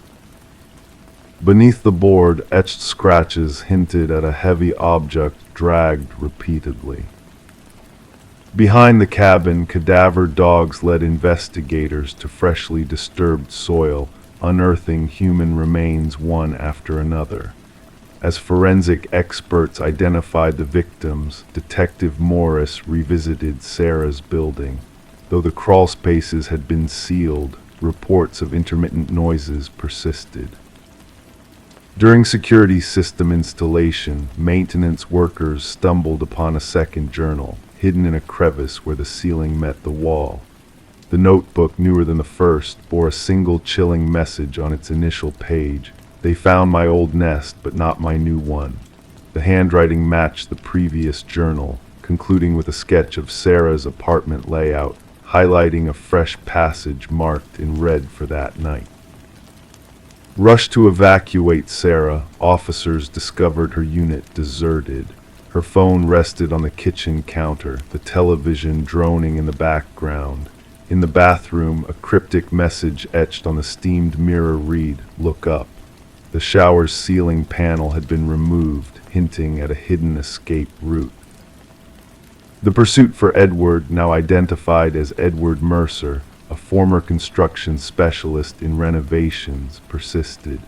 His adeptness in building structures facilitated the creation of covert observation points and passages. Thermal scans of Sarah's building revealed no current occupancy within the walls. Sarah Coleman's whereabouts remained unknown, her case intertwined with vanishing acts across multiple states. Authorities cautioned apartment managers about unauthorized alterations and concealed spaces, unveiling a sinister truth. Detective Morris couldn't shake the image of Sarah, listening to those footsteps above her in an apartment devoid of an upstairs neighbor. The footsteps that ceased when she knocked, only to echo back. Nightfall sometimes finds Detective Morris gazing at his own sailing, absorbed in silence, pondering who else might be listening in the shadows.